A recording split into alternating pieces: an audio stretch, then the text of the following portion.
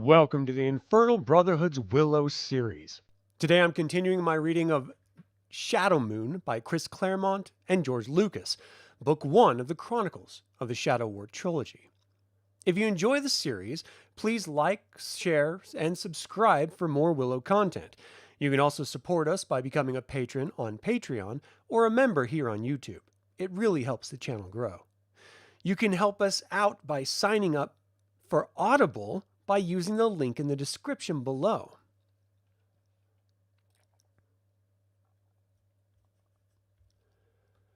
Not the slightest bit.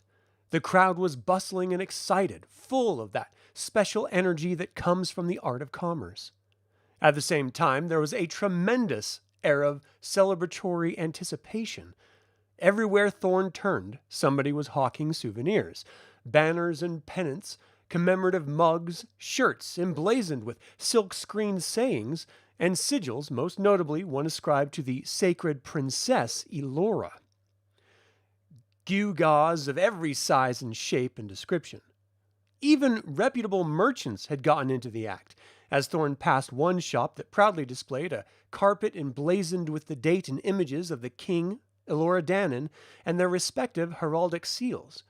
There was food in abundance and entertainers to distract the unwary, while pickpockets plied their age-old trade, and constables in turn to give the thieves a run for their money.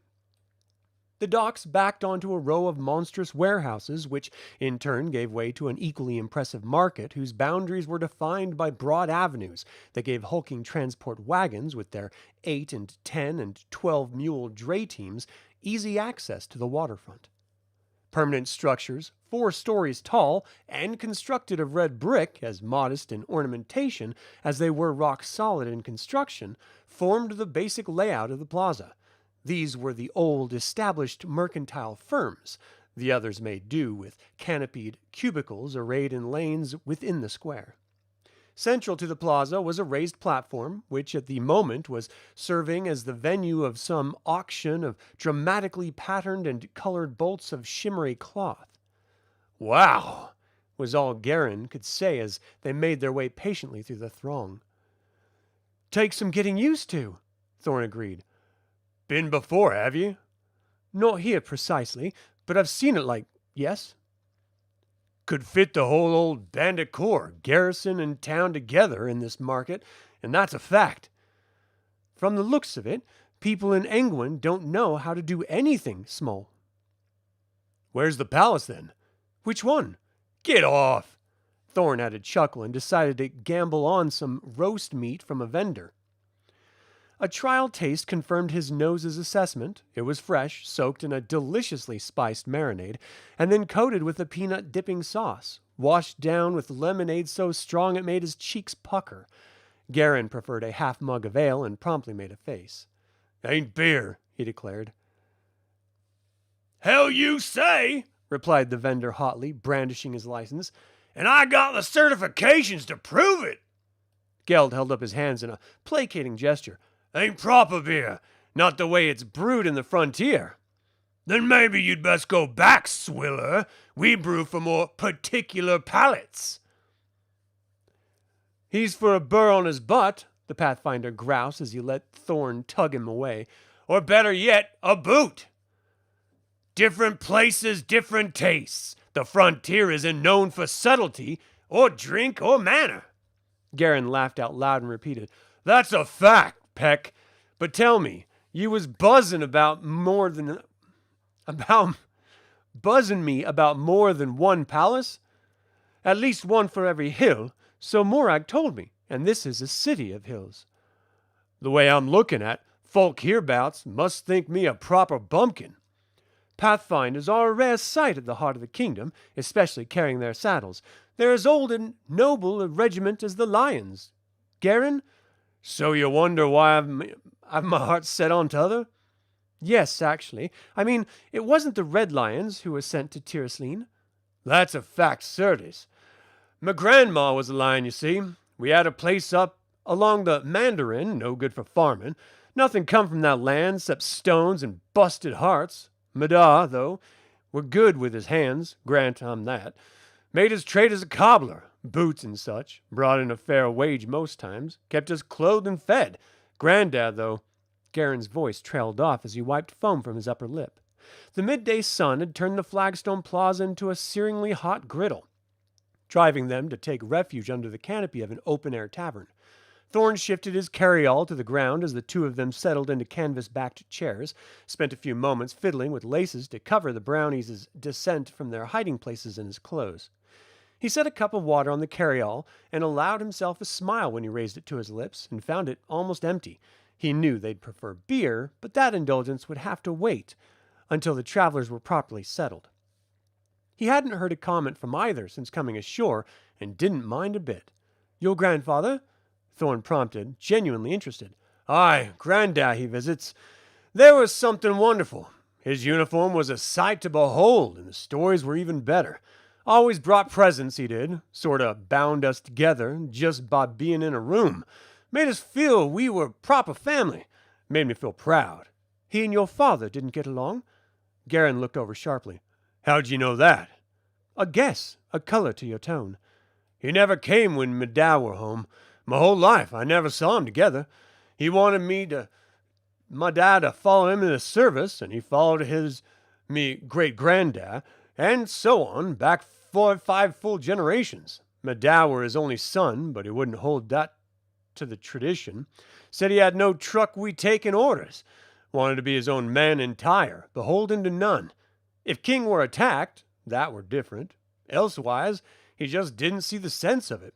Family came first, plain and simple. Granddad, he taught me Dad were a coward." "Did you?" A shrug, but the answer was clear.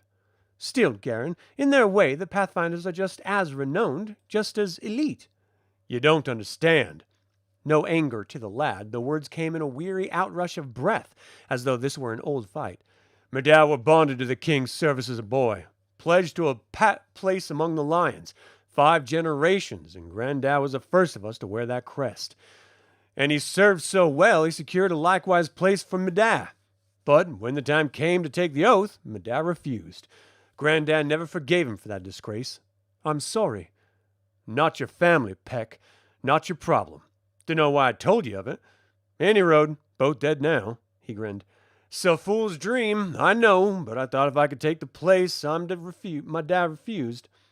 "Perhaps I can help." "You're not starting that bunk about Nelwyns and the Magus, are you? That plain daft, don't you know?" "Trust me, I'm a Nelwyn. The Magus is a Nelwyn. All you need to do is present me at the door." "And spend the rest of my career mucking stables, most likely. Nothing ventured. Seen you throwing bones on the boat. What do they say?" Dutifully, Thorn pulled out a tiny packet and undid its leather and oilskin wrappings. With the ease of long practice, he rolled the bones in his cupped hands and let his eyes assume a faraway stare. Not a true trance, merely the appearance of one. Then he stopped and simply held them. "Oi!" nudged Garen after a time. When that provoked no response, he tried a little louder. "Oi! Drumheller! You spirit walking or what?" The Nelwyn blinked, drew his gaze back to the Daikini, but still wasn't really seeing him as he slowly moved his hands. He felt like an automation left to rust. Metal grinding so harshly on itself, it was sure to break. "My hands are cold," Thorn said, more loudly in his thought than speech, followed on its heels by an unspoken realization. "My hands are frozen." He set the bones gently in their bundle, stretched and flexed his fingers to restore their suppleness. The bones were dusted with hoarfrost, whose sparkles glistened brilliantly before the sun consumed them. The hands that held them felt as though he'd thrust them naked in an ice storm. He was half surprised when he sighed to see no cloud of cold condensation on his breath. His body was so sure it was winter. "I know it's common term, trooper," he said with asperity, his body's distress provoking a sharper tone than he intended, "and I know you meant no offense, but I really don't like it." At first, it appeared as though the young Daikini would protest the point. Then he thought better of it, accepting Thorn's request with a nod of the head and an audible closing of his mouth. "Never really thought about it, you know," Garen said. "Just a word is all." "Words have power, as much sometimes as any sword." "So tell me, are you okay?" Thorn looked about, twisting his head over one shoulder, then the other, for as full and possible a view of the plaza. Nothing had changed in the slightest. Hardly any time had passed. People filled the space with their bodies and charged the air with a heady mix of excitement and joy. What skeins of apprehension there were buried deep. The sun shone brightly overhead. The day was warm beyond comfort. Yet, when he clutched the bones all around him, had been gray and frozen, a wasteland devoid of life where not even the hottest flame would make a difference. "Bad seeing, was it?" Thorn shook his head and said, "No seeing at all, my friend. Just a body getting old before its time. Shall we go?" Some portion of his insight always remained open to the resonances about him. If the image came again, or any other, he would be ready. "Which way?" "Biggest hill, biggest palace." Garen moaned, then threw coins on the table and heaved his body to its feet and gear to his shoulder. "Best be off, then. Probably take all day to find it in this warren." He wasn't far wrong, not so much in terms of finding the king's palace, but in reaching it. Angwin was built atop a score and more of hills, arrayed in a cluster about the headland. Some tall, some not, most so painfully steep that both had to pause for breath as they negotiated the slopes. Two main thoroughfares reached out from the port. The royal promenade ran straight as an arrow flight to the city's main landward gate, and the high road beyond, providing the easiest possible passage for travelers following the overland route down the peninsula. Meandering the other way along the waterfront toward the King's Gate was the esplanade, more colloquially referred to as the Rambles, because that was what folk tended to do when the weather was nice, enjoying both the spectacular view from Angwin Bay and the many and varied shops that lined the thoroughfare. Both were paved highways, as were, Garen quickly discovered to his amazement, most of the city streets. Clustered close about the plaza was the business district, dominated by the great mercantile houses and their attendant banks, plain, solid structures meant to inspire confidence in customers and investors both. As well could be found all the myriad establishments that serviced the port, saloons and joy houses at one extreme, proudly proclaiming that they catered solely to quality folk, not at all like their waterfront counterparts. Chandlers and victualers and shipwrights at the other. The neighborhood was called the Silver Square because within that legendary square mile you could buy or sell virtually anything. It wasn't a roughhouse precinct, the Civic Watch saw to that, but that in no way meant the deals weren't just as cutthroat, the terms just as ruthless. Most common folk lived south of the promenade. Rough trade hung close to the water. Life was held more dear the farther inland you progressed. Nothing fancy there. The buildings tended to be walk-ups, 4 flights, maybe 6, with lucky families having a whole floor to themselves. Streets were a winding, messy tangle, and what signposts there were tended to add to the confusion. There was no plan to the layout. It had the air of something made up as it went along, without a thought to the practical ramifications. The standing joke spoke of how every new monarch or chancellor would look down from the heights and vow to bring some order from this never-ending chaos. If anyone actually tried, though, they worked more subtly than any devil, because none of the residents ever noticed a single change. In truth, they figured that was for the best. North of the promenade, the lesser slopes of the lower hills were the province of the minor nobility, landed gentry who, for convenience, kept a house in the capital, and life peers, commoners whose titles were an acknowledgement of service to the Lion Throne. The permanent government was found here, all the departments of state. As you moved uptown, moving along the shore toward the gate, the more formidable the hill, the more impressive the title. Dominated, of course, by Kingsmount, one of the most impressive features was Elora's Eyrie, sanctum sanctorum of the sacred princess. This they learned from an eager troubadour, outfitted in a costume of brilliant spangles that caught and reflected sunlight so wildly he appeared clad in flames of every imaginable hue. He cheerily offered gossip and directions and some quite marvelous filthy songs to anyone who'd pause to listen, in return for coin tossed into a proffered cap. He was a personable enough youth, but something about his smile, both lips and eyes, made Thorn nervous. A sense of being the butt of some great joke. He thought of using insight to see beneath the surface of the jongleur soul, and found himself dismissing the notion out of hand. It would, some instinct told him, be a mistake. He didn't know why, he knew of no way to learn, and chose to leave well enough alone. "To some," the lad said, "a sanctuary. Others, a dismissive twist of the shoulder. "A prison." "What you mean, wretch?" demanded Garin, taking immediate offense. The troubadour didn't appear to mind, probably because he'd heard such comments before. Thorn had led Garin along the rambles, partly to ease the strain on his own short legs, but mainly to observe the unbelievable throngs of people. He couldn't help being fascinated. He'd never seen so many in a single place. Eager as Malrune and Morag had been to steer clear of Angwin, it seemed everyone else in the country had the opposite notion. This was the ideal time for a visit. "A cage is a cage, my friend, no matter how gilded," said the troubadour, punctuating his commentary with some sharp riffs on his guitar. "We should all be so lucky, and you ask me to have such a life." "Coddled and cosseted, and never allowed out? Fun for a while, perhaps." "Elora isn't allowed out?" Thorn asked. "Are you daft, Drumheller?" Garin cried aghast. "She's the sacred princess. Bless all our souls. She's holy. Likes of her don't mingle with the likes of us. Ain't right, no proper. And where's the need any road? 'Tis said her tower's more luxurious than the king's own palace, and her every necessity provided for, her every desire satisfied." "Except freedom," the troubadour noted.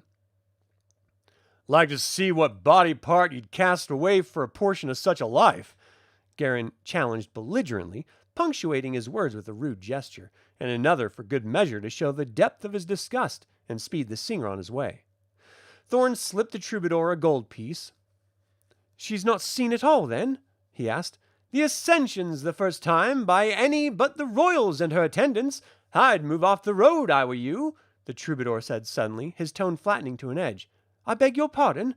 "Mazan, Thunder Riders." He was already moving, and Thorn hurried after, taking 3 scuttling strides to every one of his. The esplanade was wide enough for a dozen men to ride abreast with room to spare, beach on one side, buildings on the other.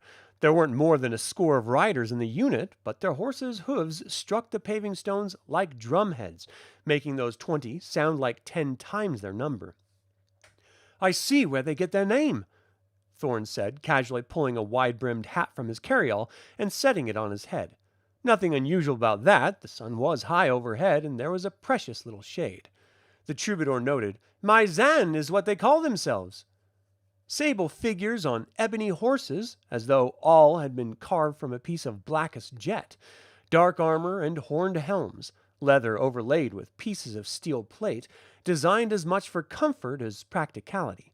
They were large-framed men, cast pretty much from the same mold, a stark contrast to the slim figure who led them. She was a woman, for one, not quite a match for them in height and certainly not in breadth. But she more than made up for that with the sheer force of her personality. She wore no armor and conveyed the sense that none was needed. She was more than capable of taking care of herself without. The cut of her clothes was simple, yet the fabric was exquisite. A rich sand-colored weave that managed the flow and drape of silk while retaining the sturdiness of cotton. She wore trousers, which caused some mutterings among the more conservative onlookers, that matched the color of her blouse, tucked into knee-high boots.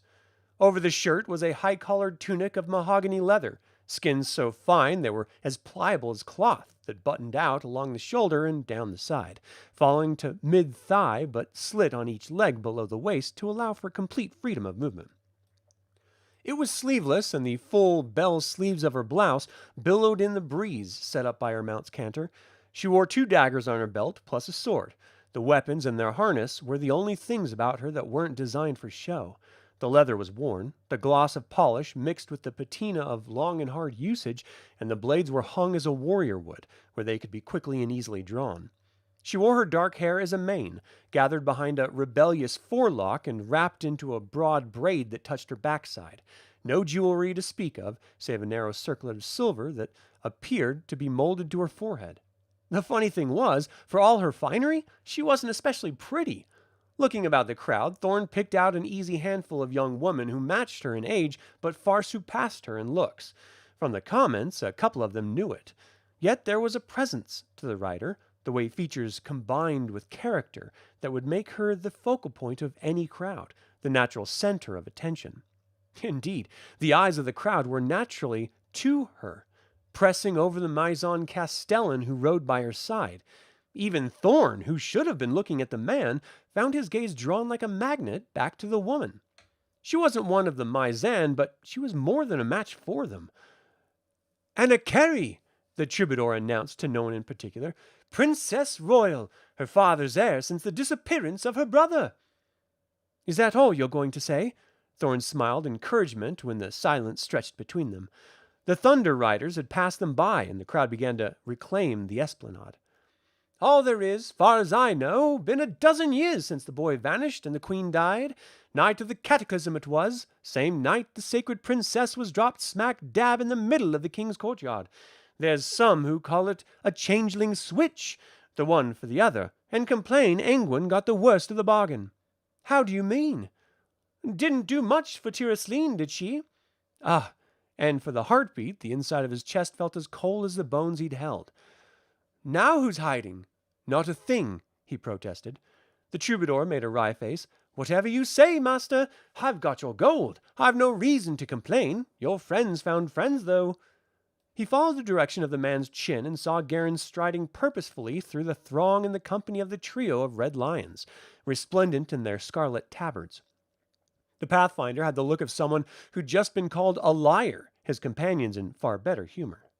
Thorn turned back with the last question for the troubadour, wondering how it was an Engwyn princess rode at the head of a Myzan column, but found only empty space by his side. "Gone!" cried Rule from the carryall, the first he'd spoken to Thorn all day. "Nicely done, too! I can't see a sign of 'em!" "Not much, Drumheller. From where the likes of us stand, all these Daikini look alike. Catch us up, will you?" he called before Thorn had a chance to reply. "We want to stay close," he continued as Thorn tucked him and Frangine under his jacket. "Any particular reason?" "Harder to lose your coat than your bag. Just don't giggle if we have to move."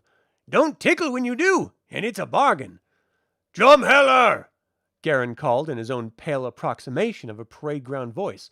"Thorn Drumheller!" "I was wondering where you'd got off to, Pathfinder Havilhand. I'm glad to see you found comrades." "See?"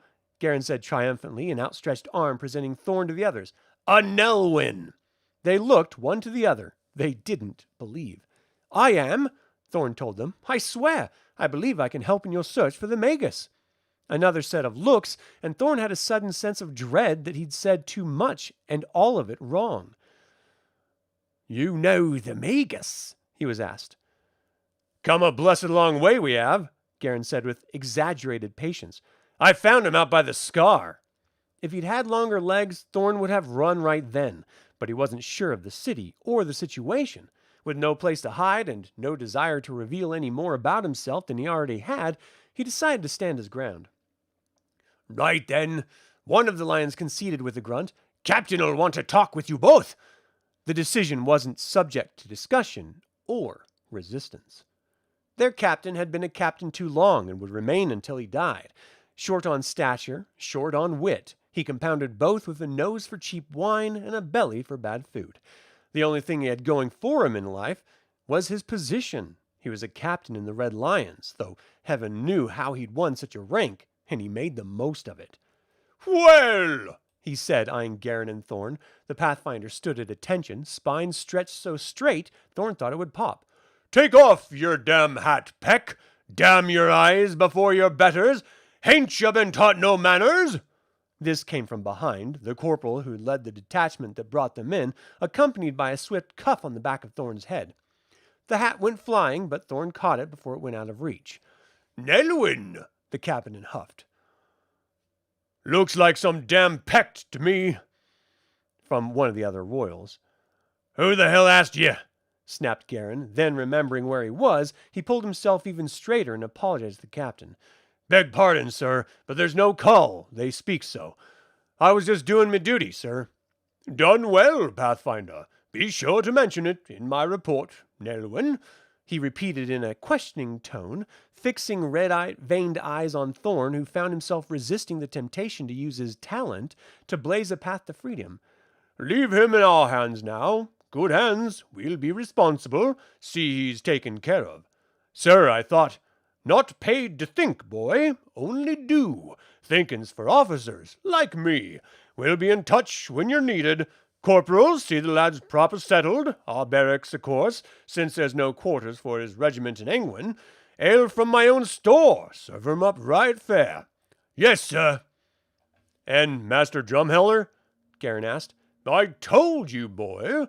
Now be off about your business and let me be on with mine. Or have Pathfinders forgotten how to take orders? No, sir.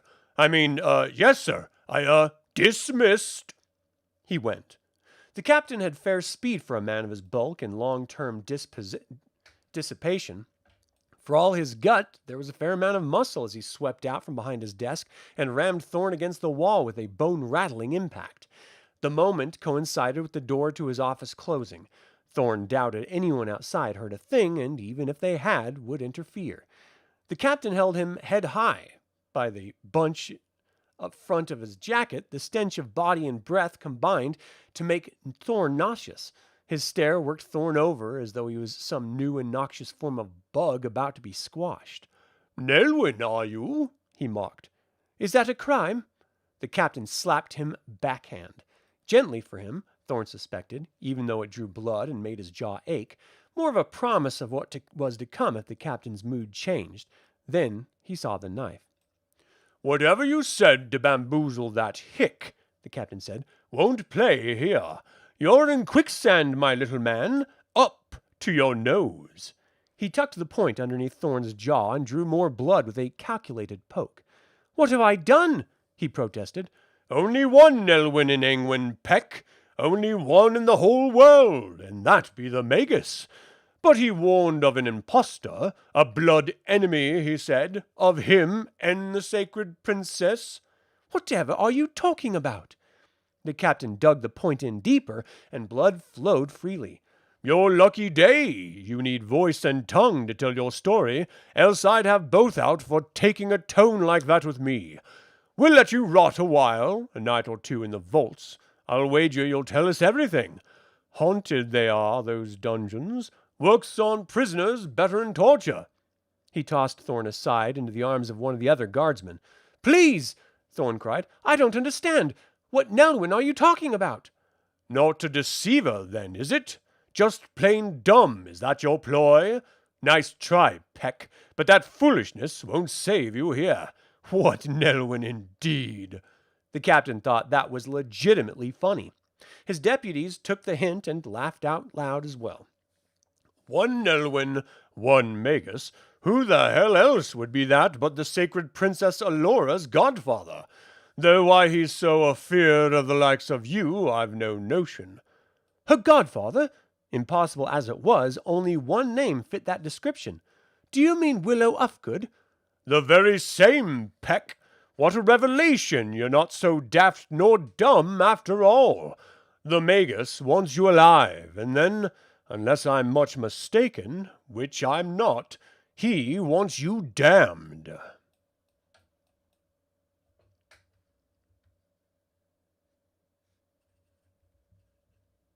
Chapter 4.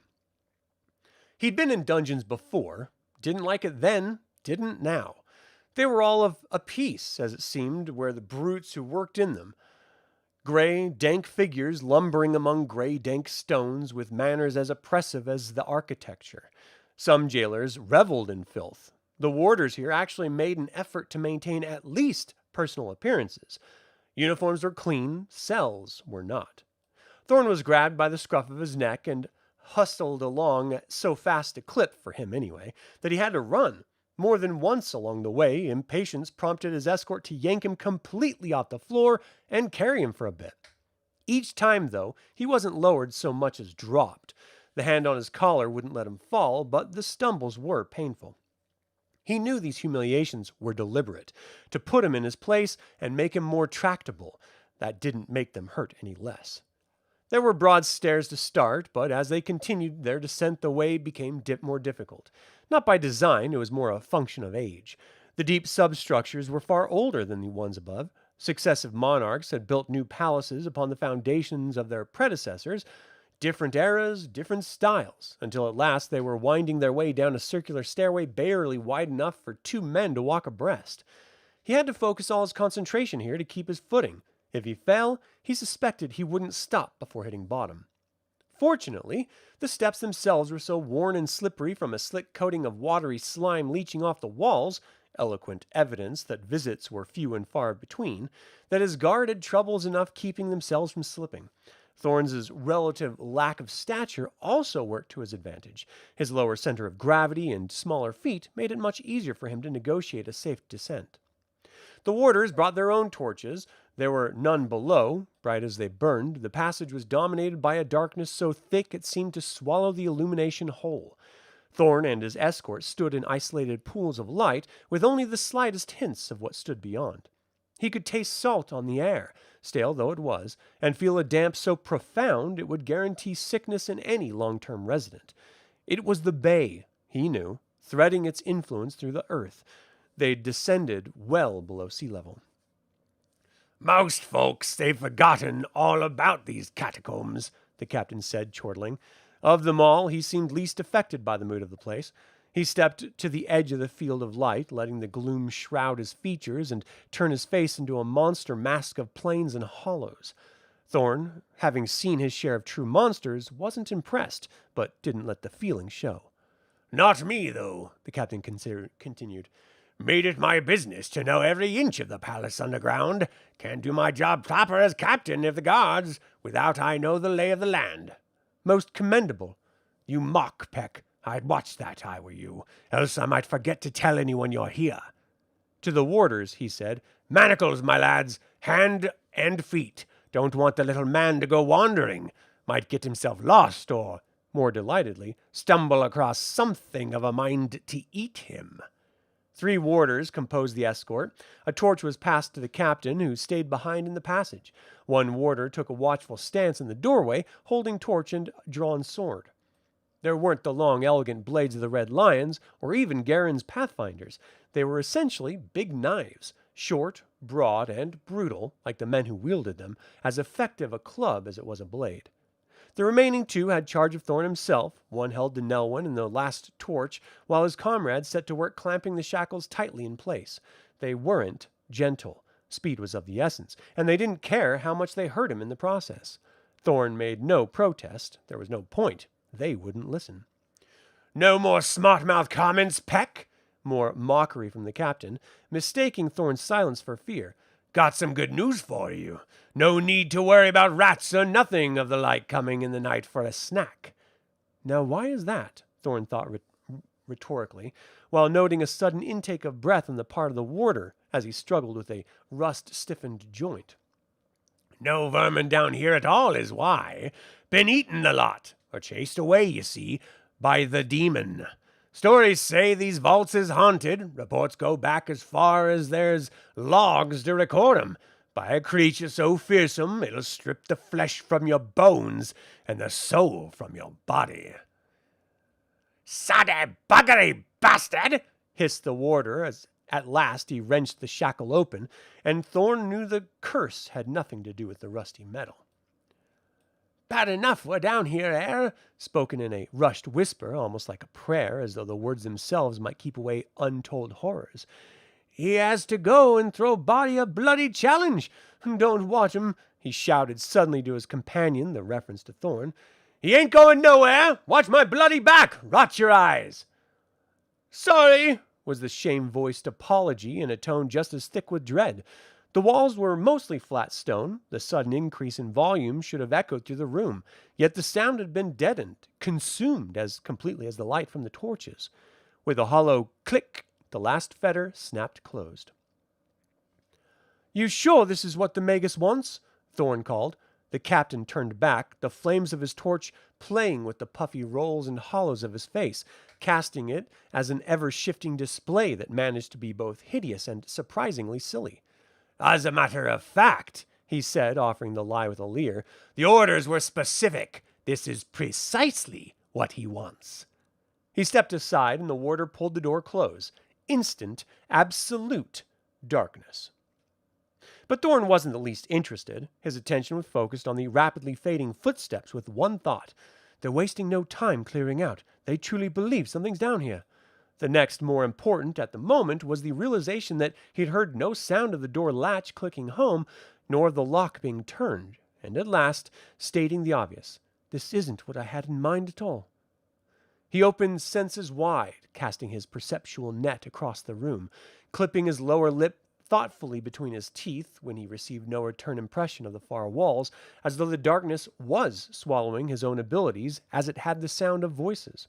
"Well," he said aloud, just to prove he could both speak and hear. There was no sign of life, or unlife for that matter, about him that he could tell. None of the vermin that made their home in these dank, deep places, not even the faintest residual trace. This dungeon had been empty, to the fullest extent of the word, for a very long time. "Drumheller!" said Friend Jean very quietly, right beside his ear. "We do not like this place!" echoed Rule by the other ear. Their voices were tight with tension, bodies poised for battle. Flight wasn't an option. Not because they weren't a multitude of places for the brownies to hide, he understood, but because they didn't see any point in trying. Whatever was here would seek them out, wherever they went to ground. Yet, to the best of his questing, there was nothing here. He said as much. They weren't reassured. Neither was he. "Friend Jean," he said, "I need some stones for my pouch." The guards had searched him before bringing him down and stripped him of his clothes, or so they'd believed. He'd cast a minor glamour to protect his traveling belt, so they'd believe, pouches. "Just reach in. There should be a half-dozen in a little satchel." The brownie wasn't at all happy to leave Thorn's shoulder, but he also knew this wasn't a casual request. He went down Thorn's side like a spider, with so light and delicate a touch that Thorn hardly noticed a stir as Friend Jean retrieved the prize. "In my mouth, please," Thorn told him. Ideally, he would have preferred to hold them in his hand, but the manacles were too tight.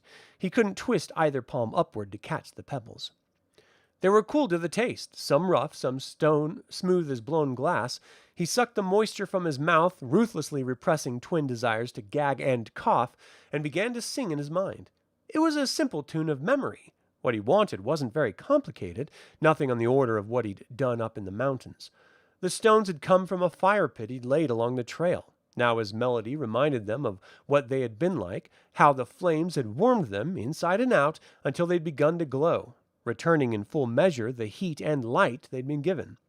At the same time, he added a counterpointing undertone to keep himself from being burned.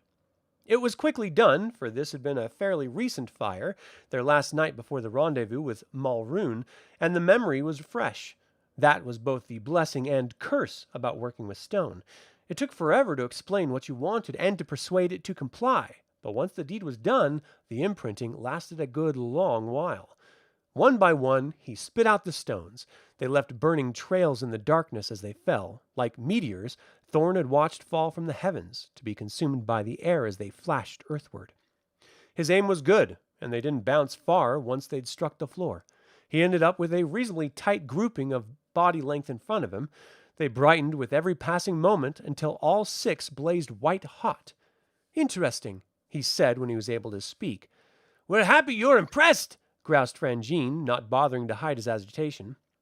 "By rights, these stones should be generating sufficient energy to heat and light a goodly portion of the cell." "Mayhap you didn't serenade them with proper tune, then," from Rule, with no less an edge, "because I'm still bloody freezing." "No, they're doing their part. So, see how they glow? It's something else."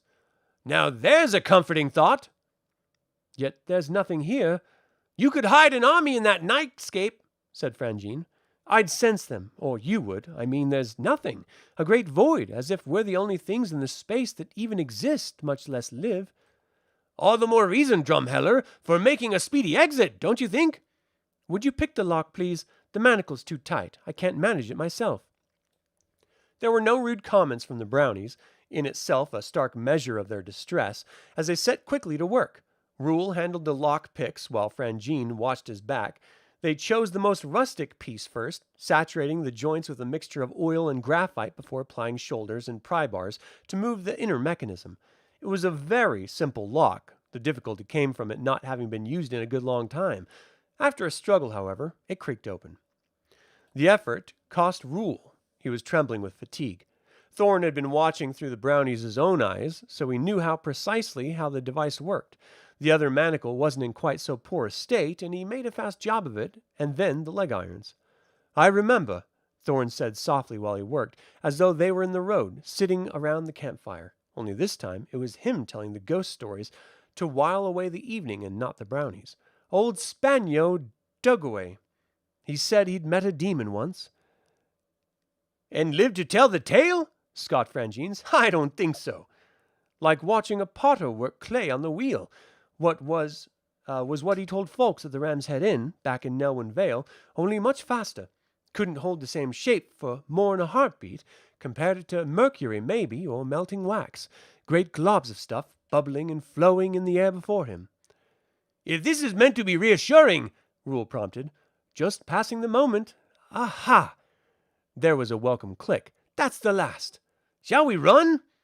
Not much use, Frangine. If we can't see where we're going. My maid sight can't make out basic shapes and forms, but my depth perception's not to be trusted. Can either of you see any better? Silence. Evidently not. If we aren't alone here, whatever's with us has had its chance and more to attack. As if it couldn't change its mind? We'll have to just take that risk. It's a better alternative than cracking our own skulls slipping on those stones, or worse yet, finding a pitfall or another trap. Unspoken between them from the start was the charge. If you'd only listened to the damn boat, we wouldn't even be in this fix. And banging up against that, smashed and twisted together like dray wagons across a crossroads collision, the brownie's mocking recitation of the Alduin's charge to those who desired to be his apprentices. Thorn remembered wanting that post more than almost anything, and realizing when he'd ridden home after his first adventure that he'd already wielded great power than the old Nelwyn had ever possessed. A bittersweet insight, because even then he'd had an inkling of the eventual cost demanded of him. In the happiness of the victory, the joy of homecoming, he'd refused to face it, as he had the destruction of Tirus Leen. So easy, so tempting to yield to the tiredness of his soul, to let himself be overwhelmed by the devastation he'd seen, those great wounds of the world. If Elora was the light, past time she began to shine, so she could take the burden of responsibility from his shoulders. Not so long ago that dirge of misery and self-pity would have been all he heard. Now, strangely, the feelings made him smile. Strange, he thought, to burn so hot and cold, to set myself as the sword of justice on the one hand, the better to avenge my friends, and yet desire just as strongly to pass the blade on to another. Nelwyn nature was to be like Garen's Da, place family, hearth, and home above all, lest the rest of the world follow in its own road. There was a comfort in knowing your place in the scheme of things, a security in the ordinary. It was a tug-of-war within Thorn's soul that never seemed to end, and often felt like it would tear him apart. The problem was, for Thorn, and this had nothing to do with his being a sorcerer, this was part of his essential nature, that had always set him painfully apart from his friends and neighbors. What use legs if not to take him down the road? What use eyes if not to see what lay beyond the horizon? What use hands if not to open doors? He looked past the doorway. The radiance of his stones reached most of the way up the entry stairs, and he found his outsight more than sufficient to compensate for the darkness beyond. Looking back the other way, however, showed him only a gloom so deep and absolute he might as well be blind. It left him with the unassailable feeling that if he put his back to the wall and slid beyond the range of light, the rock would vanish from his touch as well as view. He crouched down to gather his stones, then thought better of it. A sudden flash of inspiration. He had no idea what prompted it. The notion came from deep within that part of himself where his own talent interacted with the great powers of the world and worlds beyond. The light that cast was a small thing against the oppressive mass of darkness, like a sapling at the foot of a glacier, with no hope or fate but to be overwhelmed. Yet it was a friendly glow, bringing a measure of warmth through a place that had known none in as long as the castle stones themselves had memory, and he couldn't help but shudder at the thought of how long that must be. He wished them well, and then, to his surprise, "And fair fortune to you, too," aloud, to the dark, as though it was real. "Are you demented?" Frangine whispered, a rhetorical question, because from the way he asked it, it was adamantly clear the answer had to be absolutely. "Can we go?" from Rule. "A courtesy is all," Thorn began as he started up the steps, but Frangine cut him off. "Please!" Thorn had to marvel how such a little voice could project such much acid contempt and in a single word. Next you'll be thanking the headsman for a clean cut as you go bouncing off the execution block. If he's good at his job, the compliment's well earned."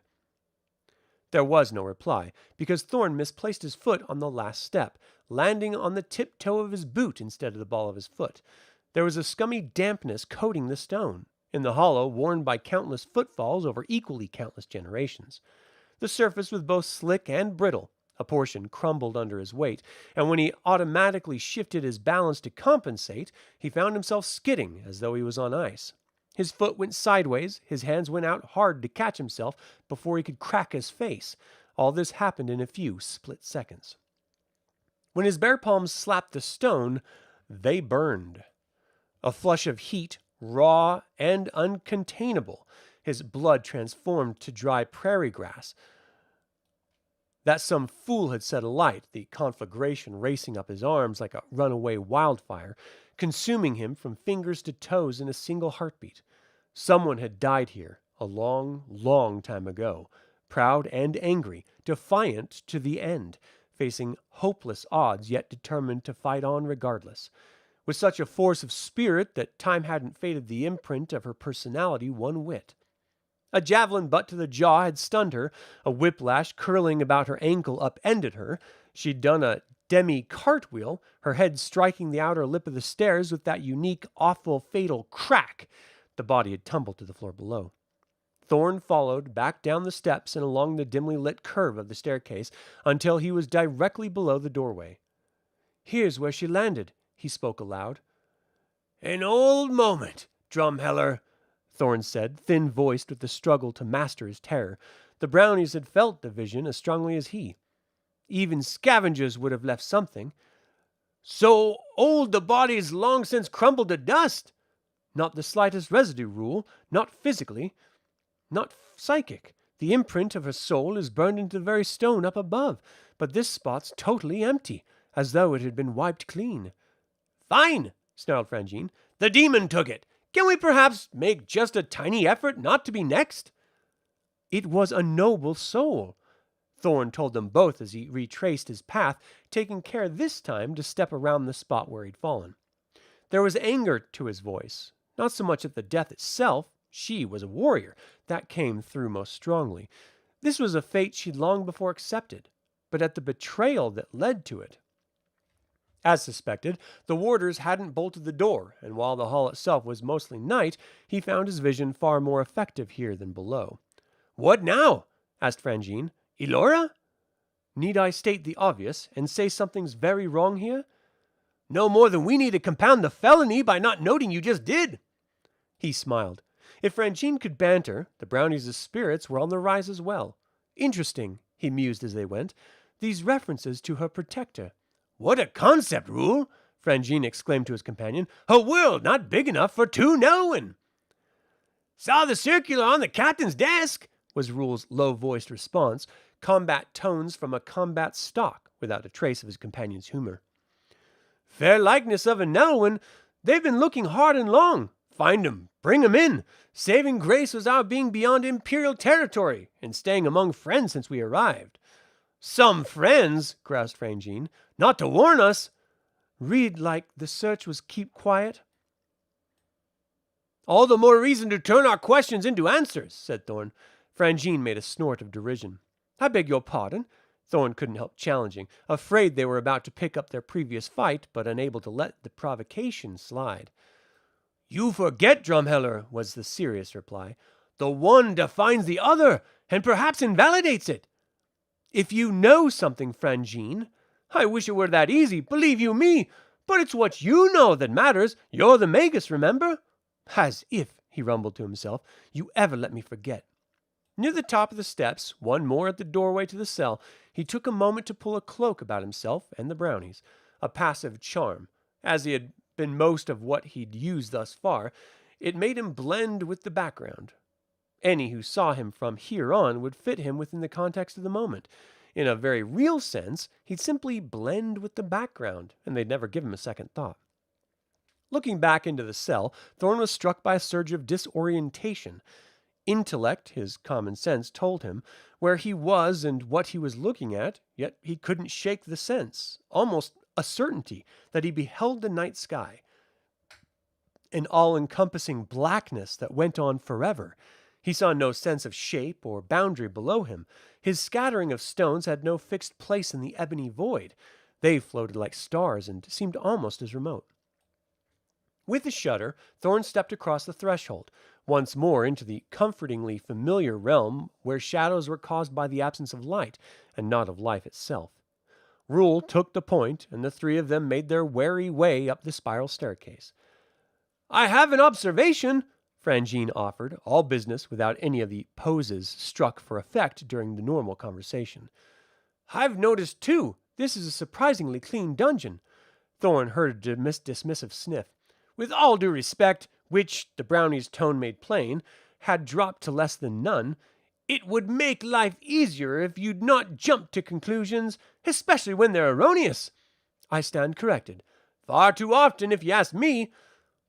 Would have thought you'd have learned by now." "There's nobody else here," hissed Rule from up ahead, having hopped down the worn slabs to meet them. "The warders are gone?" "No, they're grumbling over their beer, but they're it. Every level, every cell, all empty." "My observations precisely," echoed Frangine with an appropriate and well-deserved air of triumph. Thorn smiled a tigerish smile, hoping it wouldn't be seen by his companions, and repressed a sudden urge to murder. "Any idea since when?" he asked. "Long, long time. I can't smell a soul, past or present, except for those two sluggos up top." "Nor can I," Thorn nodded thoughtfully. "Demon," said Frangine. "How so?" "Eater of souls. That's what they called, yes? Obviously there's one been having itself a feast." Thorn said nothing. That made the brownies even more nervous. "What?" prompted Rule. "I don't much like it, Drumheller, when you go all silent." "A soul-eater is by nature evil." "A creature of shadow, absolutely spot on," Frangine, using the all-encompassing term for the dark realms and forces. "And what do we have below us but a chamber of absolute shadow? The one betokens the other." "I'm not so sure." "Do we care? Under the circumstances, I don't think so." They all kept as silent as they slipped past the guardroom. Rule was right about the wardens. Beer was their truest friend, and their appreciation for what had to be the cushiest berth in the Empire vied with an equally strong apprehension about what they believed lived below. In all their days here, this was the first time they'd been to those catacombs, and they weren't happy about it, or the prospect that sooner or later they'd have to return. They were praying, in fact, that it be on someone else's shift. "Afraid they are," said Rule, "of what they might have stirred up." "Poor bunnies," said Thorn without sympathy. "But not you, Drumheller." "I'm still not sure, Rule. I'm sorry. Evil has a taste to it." "Perhaps it's hidden. Perhaps you're not sensitive enough to notice." "Perhaps." "What's our favorite saying? When in doubt, err on the side of caution." "You talk like a Nelwyn." Frangine, a shudder, sharp interruption. "And you're starting to act too much like a Daikini." "What's that supposed to mean?" Frangine chose not to answer, and Thorn not to press the point. This keep was easily the oldest structure on the palace grounds, standing alone on a neighboring hill, separated from the main building by a clutch of horse barns and carriage houses, with a dramatically commanding view of the city and bay beyond, so solidly constructed that its walls appeared to be a natural extension of the hill itself. The foreslope was steep and high enough to exhaust any force making a frontal assault. The backside of the hill was much gentler and led originally to a smaller summit beyond. However, over the generations, nature had been much improved on. The hollow between two knolls had been filled in and considerably enlarged until an artificial rise had been created half again as high as the hill on which stood the original citadel. The one that had been a fortress, this was a true palace, a palace of gaiety and light. It looked formidable, but just the one glance told Thorn the battlements were mostly for show. The walls were too tall and delicate, broken by far too many windows. The views were spectacular, and on a clear evening, the sight of the palace all lit from within commanding the skyline had to be breathtaking. "Oi!" came a sudden bellow, catching them all by surprise. In that first moment, Thorn thought it was one of the wardens and nearly made a reflexive dash for the gate, but experience overrode instinct, and he made himself take another couple of seconds to establish the situation before reacting. "You!" The Daikini was cut from a similar cloth as the warders, Big in every dimension, though with far more of a belly. Thorn decided to play dumb, with a look over his shoulder as though the man were yelling for someone else, and then a queering thumb pointed at himself. "Yes!" the man cried in exasperation. "You, short fella! Here, now, hop to it!" He finished with a roar, when Thorn didn't cross the courtyard with sufficient alacrity. He was a man for whom instant, unquestioning obedience was a state of nature. Given the way his body was constructed, Thorn felt like he was standing close by an avalanche waiting to happen. "God's truth!" the man complained to every deity worth the name. "How I'm expected to manage a proper celebration with the kind of help I've got, I don't know, I'm sure. Keep lollygagging like that, my little lad. The sacred Princess Elora'll be croaking of old age before we're ready." "Sorry," was all Thorn hazarded in reply as he clambered up upon the wagon seat. "I hope you're stronger than you look. I got no patience with shirkers, especially today." "I'll pull my fair weight," Thorn assured him. The look he got in return wasn't encouraging. The wagon was the tail end of a convoy of goods that wound its way from the old keep, where the supplies came in, as opposed to the far more ornate monarch's mount gate, which was for guests, to the rear of the palace. The basic lines of the overall design had been kept through this wing as well, but they were far more simplified and functional. This was the section of the palace that none but staff were ever meant to see. It had to work because they had to. Ornaments only got in the way. The windows weren't as big, nor were there as many. The mason stones were square and solid, lacking any of the gingerbread carvings that decorated the public facade. A triple set of doors led off the loading dock, not so tall as the main entrance around front, but considerably wider. The one a function of aesthetics, to usher visitors into the palace's towering and most impressive atrium, these a matter of practicality. Made clear as the drover expertly backed his wagon into place, and Thorn saw servants unrolling huge barrels of wine and beer from another in the next stall over. Obviously not the day's first delivery, and he suspected the haulers were a long way from done. No one looked their best, not even close. Surcoats removed and set aside, shirts unlaced and sleeves rolled up, lines of fatigue etched about eyes and mouths, bodies moving gracelessly, flat-footed and stiff-limbed. When the driver turned on his seat to look for him, Thorn stepped behind a page, still mostly boy and only half a head taller than the Nelwyn, though much lighter in the build, and wrapped his cloak a little more tightly about himself. As far as the driver was concerned, the page was the short fella who'd ridden up with him. Fact was, he had too much to do to waste even a thought on it. He gave orders, the boy obeyed. That was satisfaction. Meanwhile, Thorn snaked his way through the press of people and into the corridor beyond. Along the way, he snatched himself a royal surcoat and a silver serving tray, carrying it as though he was on the most important of errands. The corridor itself was so wide, 6 big men could walk abreast with room to spare, yet so crowded he had to struggle to make any headway. To his left were a line of broad, basket-handled archways leading straight away or down ramps or flights of steps to various storerooms. Along the piers that separated each opening were crates of every size, piled higher than actually looked safe. In appearance, the scene most resembled the ultimate moving day, only not everything was packed and too many people had too many notions where the pieces were supposed to go.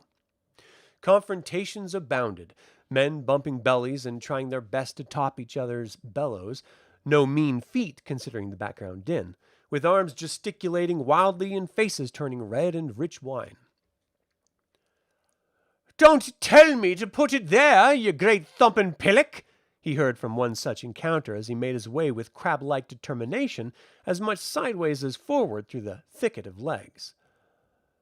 "Can't have it blocking road, can we?" came the equally forthright reply. "Use your eyes, then. See for your bloody self.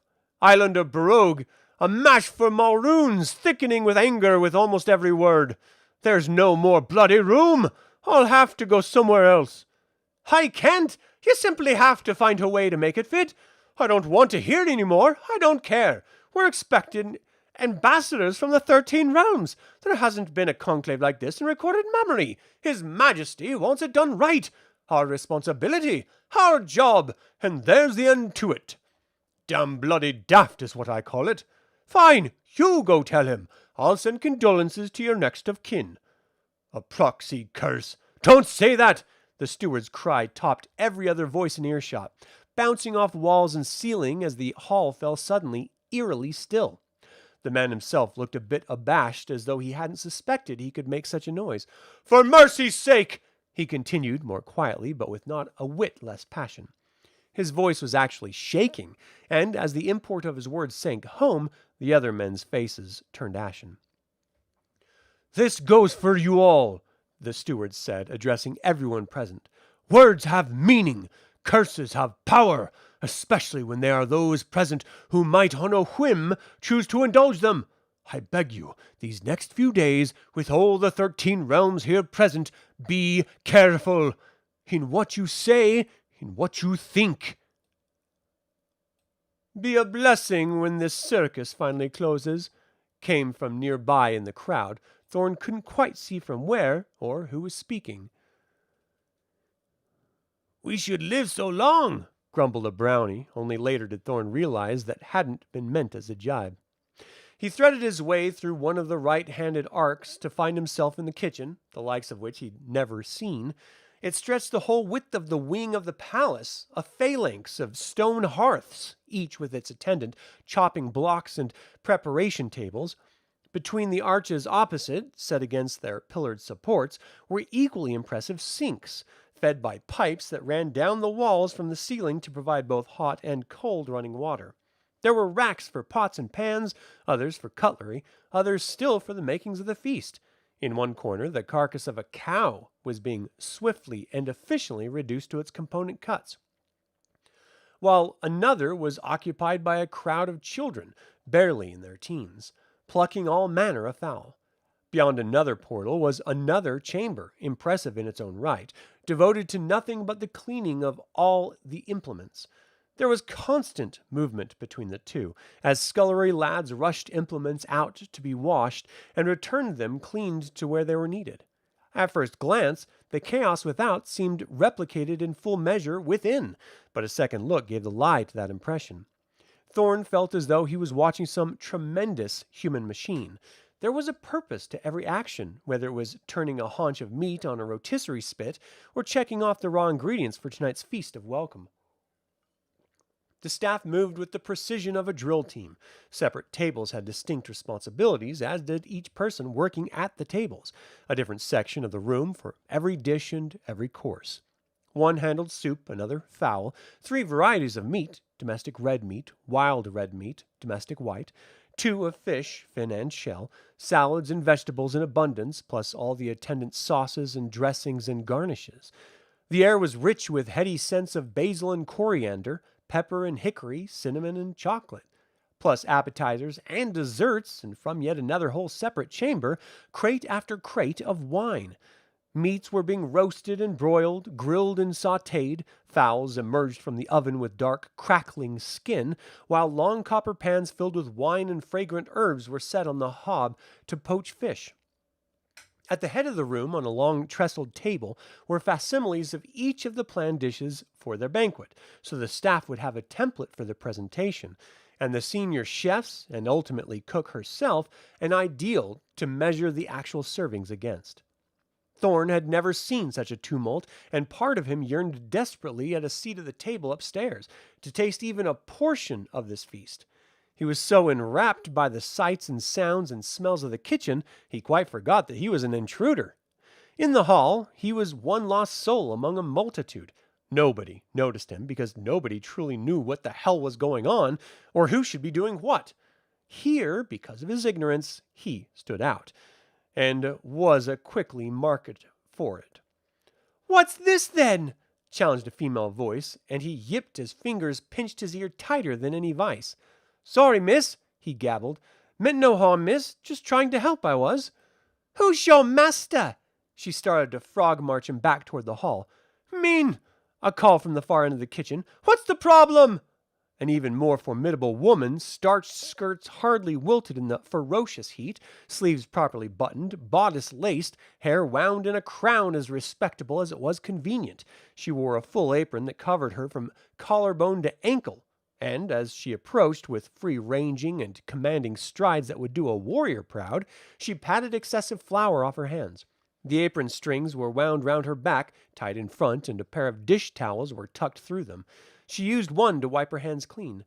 "No problem, cook," was the reply, emphasized by another sharp tug on Thorn's ear. "Just disposing of someone who is where he ought not be. Reasonably dressed, reasonably clean," Cook noted, and Thorn wondered what vision his cloak was presenting to her. Ideally, what she wanted most to see. "He'll do." "Beg pardon," from Thorn and Mean together. "It's late." Cook was already striding away. "Bring him," which Mean did, more enthusiastically than before. "We're so backed up and short-handed down here, the entire day's schedule is a lost cause. Bad enough His Majesty has to wait on supper.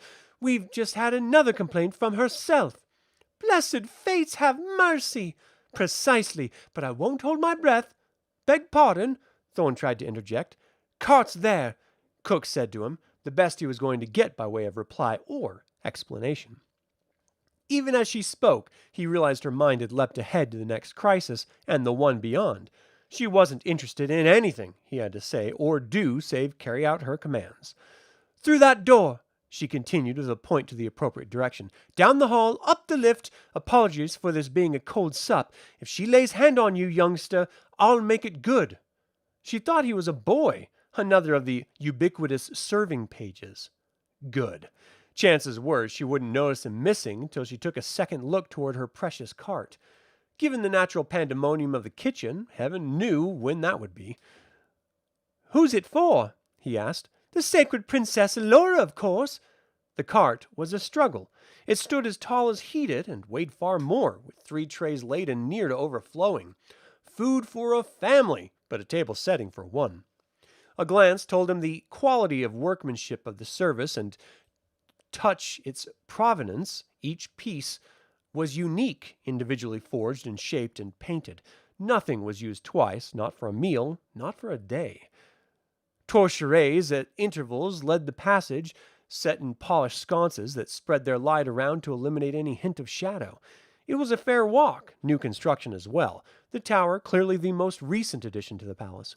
The flagstone beneath his feet had been intentionally sanded smooth, the seams filled in so that the floor formed one smooth plane from start to finish, and the trolley wheels oiled so that they rolled with neither squeak nor stutter. Likewise, every element of the load had been carefully packed and padded.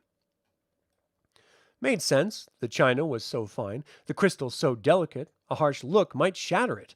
Thorn allowed himself a small smile, realizing that, in all likelihood, the king himself probably didn't eat off such plate. Then he thought of the serviceable pewter that he was used to, and his smile broadened to a proper grin.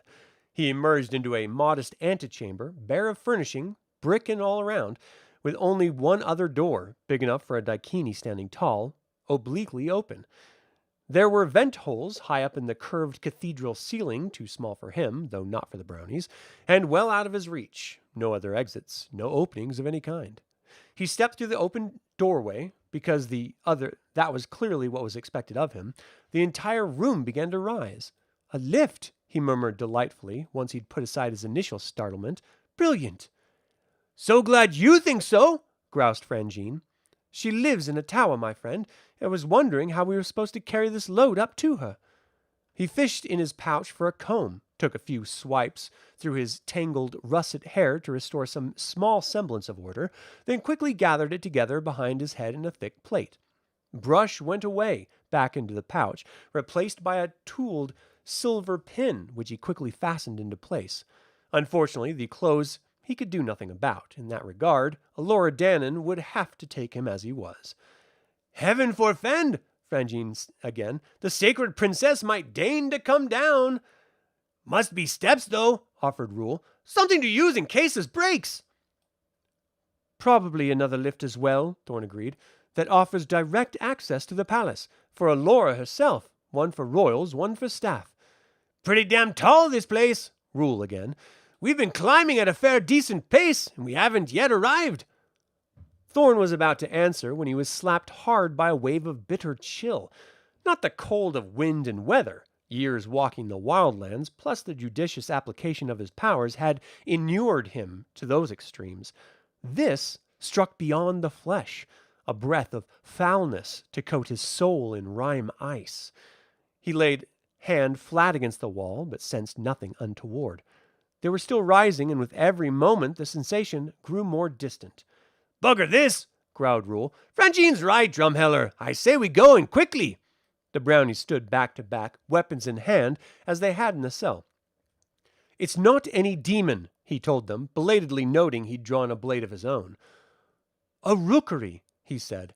He returned his knife to its sheath, then cast propriety to the winds and poured a goblet of water from Elora's decanter.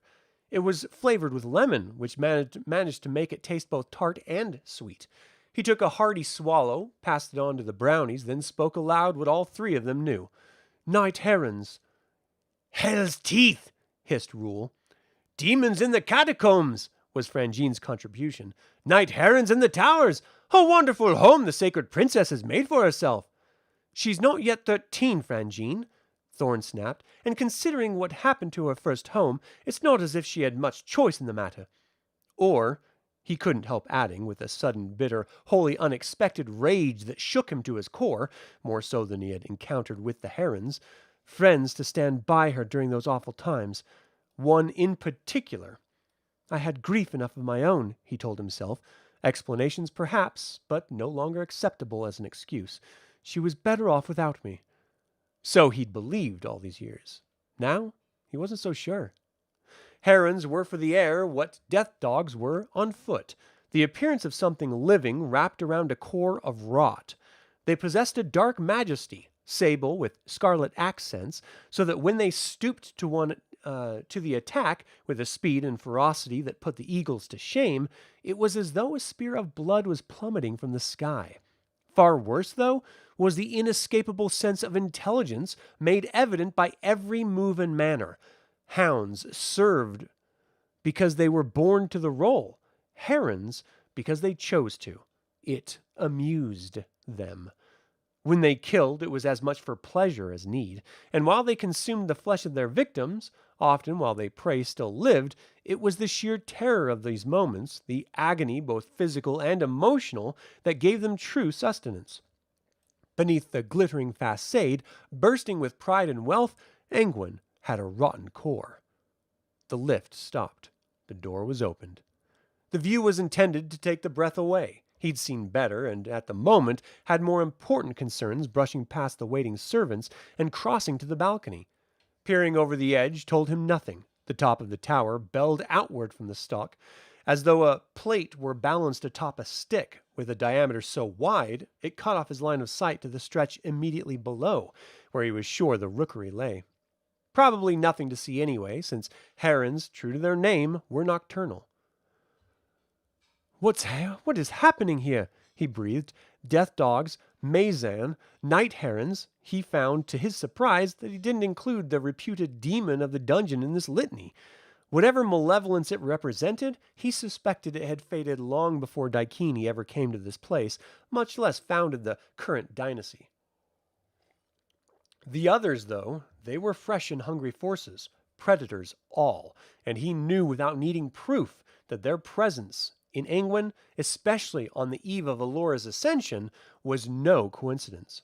"The king should know of this," he continued, and felt his face go still as he considered the implications. "But he does, and doesn't care. But what about all the embassies? There are those among the domains for whom the mere presence of a heron is anathema. Why haven't they reacted? And the Maison as well. If the taint of shadow on them is plain to me, why not to anyone else?" The memory of Tirasleen touched him, and all the great powers assembled there a dozen years ago, not one of whom could sense what was coming. He heard footsteps. Last time he'd seen her, she'd barely learned to walk, yet these were as recognizable as his own. She smelled like a baby, too, mostly sour milk, yet a single breath, the ghost of a scent as she approached, stirred the air between them, and he knew it was her. He'd heard the clack of her heels on the tilework, the shush-swish of her clothes. He didn't know what to say, even less what to do. He had nowhere to run, and so he turned. He couldn't help the shy and hopeful smile, or the words that popped out of his mouth. "Elora Danan," he said. You call this food? She sneered. She had a plate from the trolley. You call this a decent meal? Then she threw it at him.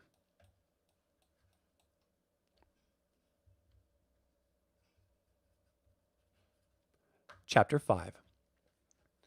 The brownies had better reflexes. They ducked. He didn't, partly because he couldn't believe what was happening. Fortunately, the plate only held cold meats, so there wasn't much of a mess. Elora wasted no time rectifying that situation. She'd hauled the trolley after her and immediately grabbed for the condiment jars. He slapped aside some relish, wincing at the crash of crystal on stone. Part of an artisan's life and soul had gone into the creation of that vessel. It deserved a better fate. Of course, by then he was decorated with a fair-sized helping of mustard. She had a good arm, matching strength with surprisingly precise accuracy, and he couldn't help the thought that she showed the skill of long practice, and realized at the same time that this explained the comparative absence of the servants he'd seen when he first emerged from the lift. This was his first brush with what for them must be a far more regular occurrence. The brownies took full advantage of the situation to make some mischief. He caught both Rule and Frangine out of the corner of each eye, gleefully heaving goo back the way it came, placing Elora in a sudden, unexpectedly fierce crossfire that set her back on her heels in confusion. Thorn gratefully made a break for cover, only to discover that the impromptu food fight had made the floor murderously treacherous. He'd uttered a goose-like squawk as first feet went flying and then the rest of them, depositing him with a thump right beside the cart. Elora responded by upending a silver tureen of cold soup over his head. He had a moment to appreciate the taste, which was delicious, before she dropped the bowl itself on top of him. But he wasn't without resources himself. As his questing hands came up with a tall carafe of sparkling water, she thought him blinded by both soup and bowl, unaware that his insight gave him a painfully perfect view of the scene, and she took hold of more things to throw at him. The brownies came once more to his defense, peppering Elora with the smelliest pieces of fish and cheese they could grab, while he plugged the mouth of the carafe with his thumb and gave it a hearty series of shakes. He moved his thumb away just as she turned back to him.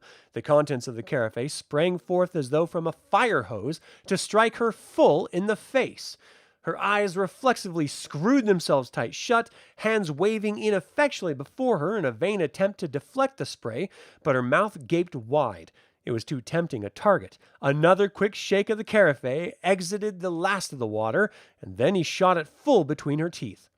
She made glug noises, the same as if she'd dunked her underwater, then hit the flagstones herself as Frangine pulled on one ankle while Rule pushed on the other. Far easier than it sounded, considering all the spilled food and drink had rendered the floor slick as ice. It was a graceless landing, hard on her bottom, and it prompted a caterwailing wail of outrage that speedily resolved itself into a cry for help. "Guards!" she shrieked. "Wizards, help me!" Thorn considered this his cue to make a hasty exit. The girl recovered her wits with daunting speed. Fast as he moved, and for a Nelwyn, he was breaking records, she hammered him full in the back with a trencher and barely missed with another carafe. He plucked it from the air just before it struck the corner of a wall, skidding down and around himself to duck out of the line of fire, cradling the etched crystal against his body as though it was a child. He found himself in an alcove, where he was sure not to be run over, then wrapped himself snug in his cloak. Any searcher, even one gifted with talent, could stare right at him and see only bare stone. The decanter was still mostly full, so he took a precious few moments for a drink. He felt a burning on his face, and his mouth twisted with the harsh taste of vinegar and salad spices. He didn't want to consider what needed plucking from his hair. Elora wasn't following, too much effort, he supposed. Insofar as her targets were concerned, out of sight must mean out of mind. "Caught you fair!" said Rule, laughing. Though he'd been in the thick of battle, he, of course, was untouched, and as dapper as ever. "Would have been worse but for you. I'm grateful." He started to access insight for a look at Elora's situation, but the brownie's words erased the need. "She's sulking. Amazing noises, really. Wouldn't have thought anything living could make such howls." Thorn nodded. His own children, even his babies, had never shrieked so. "No wonder she has night herons flocking to her. Must believe she's one of their own." "That isn't funny." "Nor is she, Drumheller. though the moment had its humor.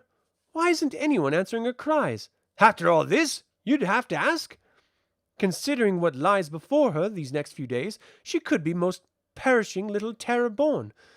To my mind, Drumheller, an understatement. It wouldn't matter. With so much at stake, her minders would be extra careful, not less so. There was a flash of teeth as the little manling heaved a sack of something up into Thorn's lap. Frangine's keeping watch. He'll call if she stirs or anyone else approaches. Not that you've any need to worry, cloaked as you are. Famous last words, I'm sure. In the meantime, we've scavenged you a modest repast. The sack was actually a napkin. Rule had used the silver slip ring to hold it closed. Inside was a very sloppy sandwich, mismatched slices of bread, around a half a dozen varieties of meat, plus some cheese and tomato and lettuce. A tad messy, Rule acknowledged, but that's only dirt. Not I warrant to do a body proper harm. What? You just grabbed whatever was at hand off the floor? The brownie's shrug was a most eloquent reply. Thorn drew his knife, sliced the sandwich in half, and then one of the pieces in half again. He returned all but a quarter to the napkin, then slipped it into his traveling pouch. You always do that. I beg your pardon? More often than not, you'll take most of a perfectly good meal and stuff it in that silly bag. Likely to be hungry later, we all might. If they were, it wouldn't be the first time he'd pull something from its depths to save them. He always considered the pouch as the first practical use of his talent. The day he'd made them was the one the High Alduin had given him the bones and his blessing. The day, thinking back on it, that Kaya realized he would ultimately leave home and her. He'd wondered at her melancholy that afternoon, and for the first time she hadn't confided in him. His talent would have easily pried the truth from her. He still wasn't sure which left him more aghast, the temptation itself or how nearly he came to yielding. And so he came to learn that even the purest light, the most noble intent, cast a shadow and could be used for ill. That had been the true lesson of the day. "It's very good," Thorn said, forgetting his manners and speaking with his mouth full. "The bread especially." "Do me a favor," he asked then, after cleaning his palate with a hefty swallow of water. "While one of you watches Elora, I'd like the other to scout out whoever else is up here, servants and attendants and the like. See what we've contended with." "She isn't enough?" "I'll wait here." "Once again, we do the work while our cruel and pitiless taskmaster—" Frangine's voice trailed off. Something in Thorn's face took away the retreat of mocking him. "It's not so bad," the brownie offered. "If you can't muster wit enough for a decent lie, it's worse by far." "What will you do?" "Think." A fractional pause, a hiccup of the heart. "Remember." When they'd last seen Elora Danan, he was still twice her size and more. Round, rosy cheeks beneath a cap of unruly red-gold hair, flame-colored like a forest in high fall. Not so much fat on her frame as with most babies, but she'd had a far harder life for that first fateful year. Two things were evident right off: an awesome strength, mostly of will at that point since her body was still learning how to properly work, and a laugh to match. The baby had a raw delight with everything and every one she saw, a natural charm so fierce and overwhelming that none who met her could withstand it. He'd loved her from the first, as much as if she'd been his own. The strength remained, his bruises could attest to that, but not the laughter. Here was a harridan who didn't know the meaning of the word. He heard the sound of crashing and for the blink of an eye used insight to merge his vision with Frangine's to see what was what. She'd upended the trolley and trampled the food to ruin. Now she was methodically smashing every piece of plate and crystal, breaking it to bits and then grinding each bit to powder, shrieking all the while at the top of her lungs. She had height on him now, standing half again as tall as he, with the promise of more to come in both leg and torso. When she reached her full growth, she'd be impressive even by Daikini standards. Unfortunately, at this point, she was plump. She'd lost none of her baby fat and put on more besides. Round face, bulging torso, as lacking of physical grace as she was in spirit. Hers was a face more used to sobs than smiles. From hurts Thorn suspected were generally more imagined than real. Her eyes were all closed and squinty, like a pig's, her mouth cast in a perpetual pout. Where Anakari had been dressed for comfort, Elora's costume was purely show. layer upon layer, each wrapped and tied and buckled into place until the child could hardly move. Dull clothes, he thought, for a dull princess. I never should have let you go, he said aloud, with a quiet sorrow. He let his head loll back against the wall. I done all that was asked of me. I thought I was finished and you were safe. I thought I could go home, live my life. Who was to know? He didn't need Frangine's ears to hear her. Given the right wind, she could doubtlessly be heard on the ground. I hate you, she screamed. I hate you all! This certainly explains the tower, Frangine noted, for a disorienting moment, until Thorn disengaged his insight. He looked up at himself through Frangine's eyes. What a mess, was the thought that came to him, a distressingly forlorn picture of a sad little man clutching a crystal carafe as though it was his own heart. You're not watching? I have no stomach for it. She's wallowing in the mess, as much as that ridiculous costume will allow, which probably explains it as well, having herself a right proper tantrum. At this point, you don't look a fraction as awful as she. The brownie shook his head and munched on a radish, pausing after the first bite to add a sprinkling of salt. If this is how she behaves on a regular basis, I'd want her as far from me and mine as could be managed. I wonder who she hates. Should we care, Drumheller? She has a destiny, Frangine. Destinies are not etched in stone, only history, and that, believe me, is mostly lies. You're a cynic. We watch the way the world works. You'd be amazed at what we see. Nobody pays attention to the likes of us. Not flesh, not spirit. Like bugs, we're only squashed if we're noticed, and we've gotten very good at making sure that never happens. Always had my doubts. One girl, and Daikini born to boot, holding the fate of all the realms? Please. They're all coming here to acknowledge her. Won't they be in for a rude surprise? When Thorn said nothing, he added, Just because some folks are born large of stature, Drumheller, doesn't make them smart. Quite the opposite. It's the arrogance of power that corrupts, the belief of that, because I can do anything. I don't have to worry about consequences. When you're backed by a puissance of someone like, say, Bavmorda, you don't need to be a very good army. She'll do the work for you, or the fear of her will. Which is fine until you come up against a foe who is smart. You know why we respect the Daikini and fear them? No. They have no power worth the name. Not if the term is understood in the realms beyond. Among the Veiled folk are beings of air and earth, fire and water, who can bend those elements to their will. Fire drakes who can turn a mountain of solid steel to vapor with a single puff of breath. Trolls who can crack the ground asunder beneath your feet and open a chasm in the world's core. Elves, fairies, goblins, a whole panoply of creatures, the least of whom is a match for more for any human. The face of this globe could be cleansed of Daikini in a single night span, and don't think we haven't heard it proposed. But in the end, no one bothers, because no one truly cares. Because, in the heart of hearts of the Veiled folk, they aren't considered that significant a threat. The Veiled folk can do them so much harm, it's inconceivable they can do the same in return. You obviously disagree. We watch the way the world works, Drumheller. We remember. It does no good to transform your foes into an army of pigs, unless you make sure they dine that night on roast pork. Bavmorda made a mistake. It cost her everything. And the consequences of that act, Frangine? Thorn's voice was very still, the words emerging on the ghost of an outbreath. The brownie opened wide his arms to encompass the whole of the tower and the city beyond. Then he screamed. What he saw, Thorn only felt, a bubbling beneath his shoulders as though the wall had turned to gaseous muck. Of a sudden, there was nothing to support him, and he felt himself teeter on the brink of some impossible abyss. A maw gaped, a dual sense of implacable resolve and a hunger that nothing could sate, so fierce that given the opportunity, it would gladly consume the world.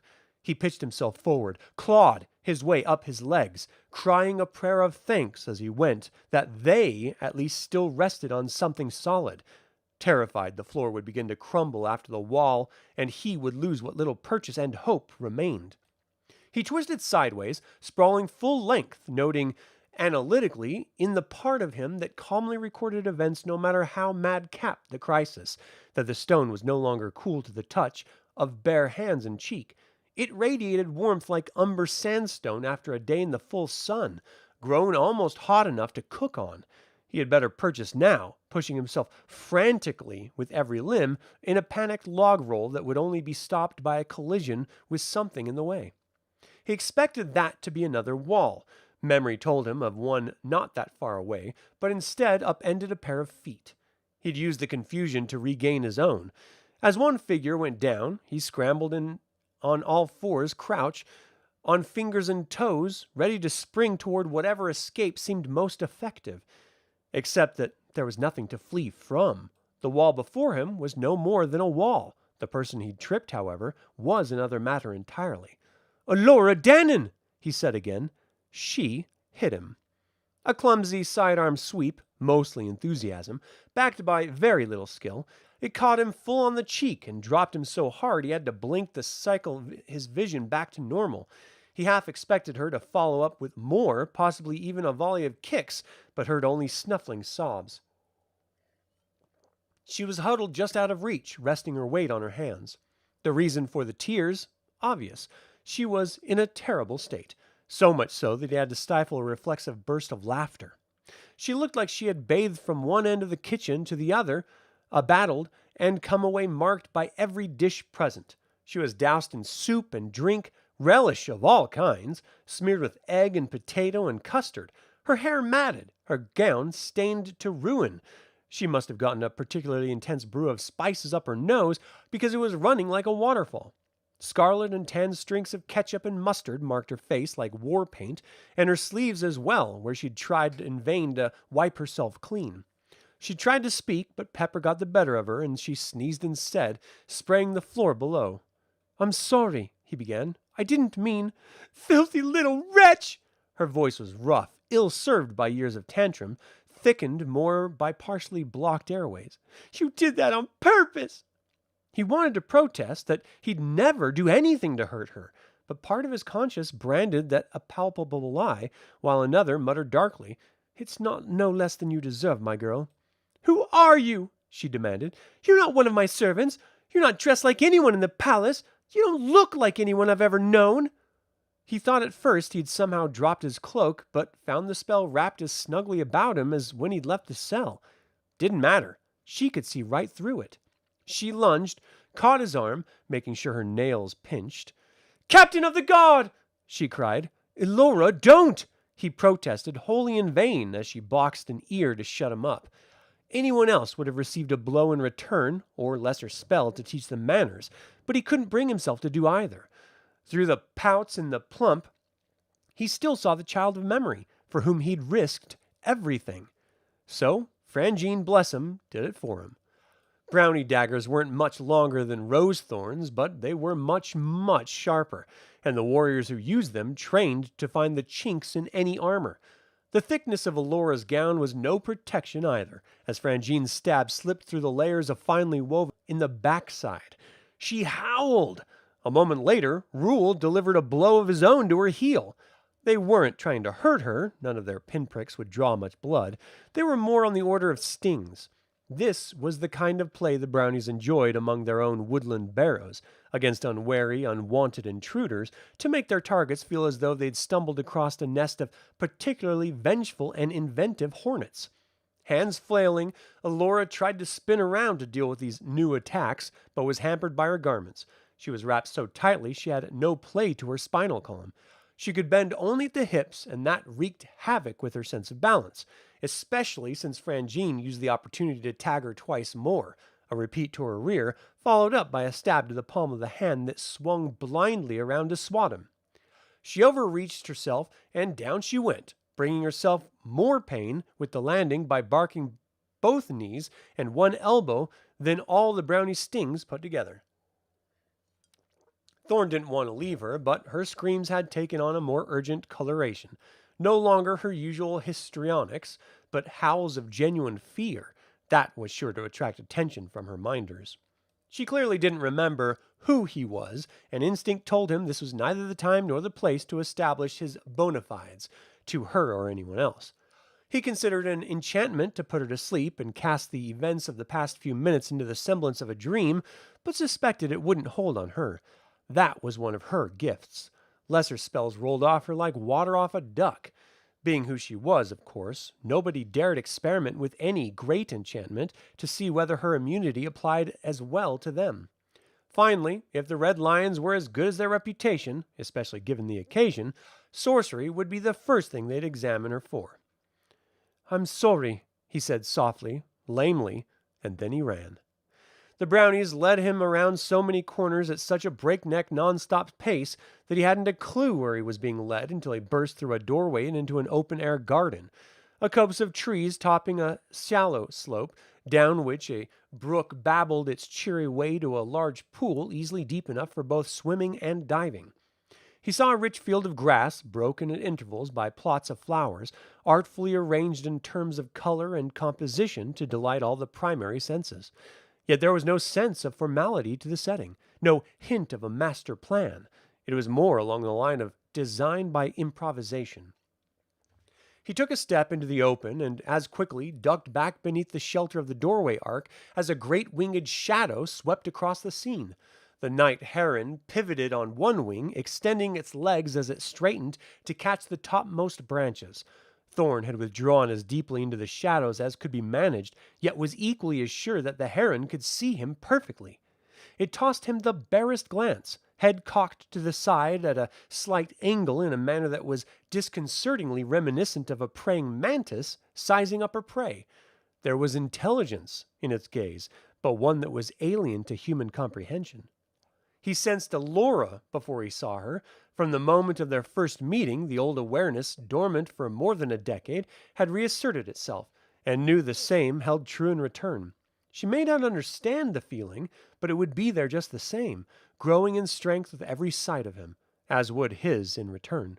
He almost broke cover when she strode toward the tree and actually clutched his heart when the heron dropped down to her. She smiled a greeting of delight, and it butted its head against her like a favored companion. It made a noise that to him was worse than claws scratching down a window pane, but that left her laughing. Then both looked toward his hiding place. One hand raised to point, two mouths opened, two throats uttered an unearthly wail. He hammered open the door behind him with his shoulder and stumbled down a flight of spiral stairs. "Rule!" he called. "Friend Jean, show me the proper way!" "They cannot help you, smalling." The wall ahead was gone, replaced by a darkness that was beyond absolute. "Drumheller!" Rule, beckoning from the far end of the corridor, eyes wide and white as he stared at the absolute blackness that had consumed the wall opposite. Thorn almost started a reflexive retreat to place his back against a wall all his own, until he realized that he could just as easily turn phantom. "You have little time." "What are you?" "Salvation?" There was amusement in the reply, and the sense that both word and concept were foreign to the speaker. He blinked, vision distorting, splintering, presenting him with bodies in purposeful motion, winding their way down stairs that never seemed to end, path lit by torches that gave the scene an air of menace. With an effort, he broke the link the other had forged between them. "The dungeon!" he said, trembled to his body, but strangely none to his voice. In all the years since his insight manifested itself, he'd always been the one to initiate contact. Losing that contact was bad enough, but the ease with which it had been taken terrified him. "They come for you, and you they must find, as you were left, else you are lost." "Friend Jean!" he snapped, looking round for his companions. "Rule! We have to go!" Neither would budge. They kept their distance. "Drumheller!" Rule called. "The Soul Eater! That's a demon!" "You think I don't know that?" he shrieked in the sanctity of his own thoughts. Its presence overwhelmed his every sense, physical and beyond, as though he stood between charnel pits, viewing both the newly dead and those aswim in their own rot, with souls all turned to sharks, their teeth eagerly rending him to the bare bones. He sensed laughter, and to his horror found that image reflected back at him. "Not so awful as once I was." "Get away, foulness! Leave me be!" His inner wards were all in place, his defenses as formidable as they ever were, yet this monstrosity made a mockery of them all. "That I cannot do. Hide you may from those who search above, but only I can deliver you from those below. I'll take my chances. Are you so great a fool, then? Far greater to trust the likes of you. The corridor changed around him, and he physically flinched to behold a horde of daikini thundering toward him. There was time to make out the captain who had imprisoned him, and a woman all in white who had to be the Princess Anakari, and a much older man so tall he had to stoop his head at every doorway.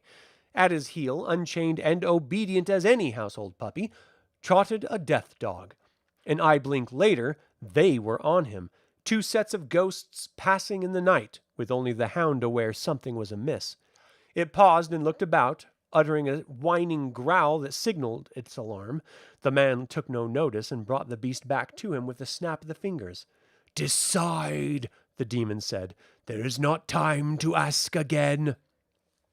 He felt a sharp sting against his thigh, looked down to find Rule beside him, his blade dark with Thorn's own blood. The brownie was visibly shaking, not even up on the scar when they'd faced the hunting pack of death dogs. Not in all the years they'd traveled together had Thorn seen his friend so afraid, nor seen such evidence of how close the bonds of that friendship had tied them. It is a soul-eater, Drumheller! Rule keened, as if by words alone he could ensorcel the Nelwyn to safety. Its every pledge is false, every word a trap! For all our sakes, come away! For all our sakes, Rule, I don't dare! The words came unbidden. The thought from nowhere, as though his own soul had taken momentary charge of his brain and dictated what was to come next. There wasn't a single reason to trust the demon, a lifetime of stories telling him to do precisely the opposite. He heard the brownie cry out as he plunged forward into the darkness, and then he found himself back in the cell. His glowing stones lay before him on the floor where he'd scattered them, with the wall and manacles just beyond. He turned, looking back the way he came, not sure what he'd see, but expecting the very worst. Only darkness, though, as absolute and unknowable as it had been before. Be quick, mage, he heard, and he was. He blew on his stones to cool them and stuffed them back into his pouch. In the far distance he could hear the sound of boots on stone, the chink of mail and harness that heralded the approach of his jailers. Moreover, he could sense the sharp conflicting emotions of the death dog. It had caught his scent and was eager for his blood. At the same time, though, it was aware of another presence in these ancient halls that raised the hackles on its muscular neck and made it bare its teeth in fear. Leg shackles closed easily. Only after that was done, and he was truly locked in place, did the thought manifest itself that this might be some deception to deliver himself willingly and completely into the hands of the enemies. Somehow, he said aloud, in part to hear a friendly voice, I don't believe so, and snapped shut a manacle over his wrist. Another inspiration, as unexpected and mysterious as the impulse to trust the demon, prompted his free hand to his waist. With swift, sure movements, no mistakes, no hesitation, because neither could be afforded, he yanked belt free from buckle and swung it completely with his precious pouches as far from him into the darkness as he could manage. The death dog had slipped past its master, ignoring shouts of alarm and a peremptory snap at the fingers as it uttered its gobbling, hunting cry and scrambled for the cell. The beasts didn't understand fear. Of all emotions, this was the one guaranteed to make them the most crazy. Where any other being with a smidgen of sense would tuck tail between legs and flee, death dogs, by contrast, always attacked. The greater the perceived threat, the more ferocious the charge. Thorn hissed in frustration. His fingers were too short. He couldn't manage a decent grip, even with his nails on the cuff, to latch it closed. He cast all awareness of the approaching hound from his mind and sent a small charge of energy the length of his arm and into the chain. Faint crackles of blue fire popped from one flat piece of iron across to the other, but nothing else happened. Sweat ran into his eyes as though he'd suddenly placed himself before one of the cook hearths in the palace kitchen, blazing hot enough to shape raw steel.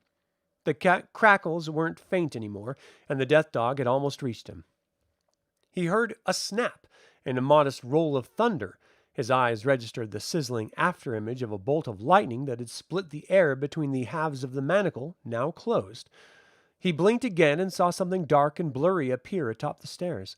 It wouldn't stay still, swaying from side to side, then dipping down, forepaws scrambling in frustration, as though it wanted to leap down and rend him to bloody broken bits, but didn't dare. The noises it made were nothing like any honest hound, not bark nor growl nor whine. It was a kind of burble, as though it was talking under water, pitched higher than the shriek of boiling steam out a whistle, a tone that sent his own nerves to screaming in sympathy. He set his head against the wall behind him in the vain hope that its coolness would whirl away the sweat his exertions had drawn from his skin, and closed his eyes to shut the death dog away as well. When he opened them again, he had company. The full complement of his inquisitors had arrived.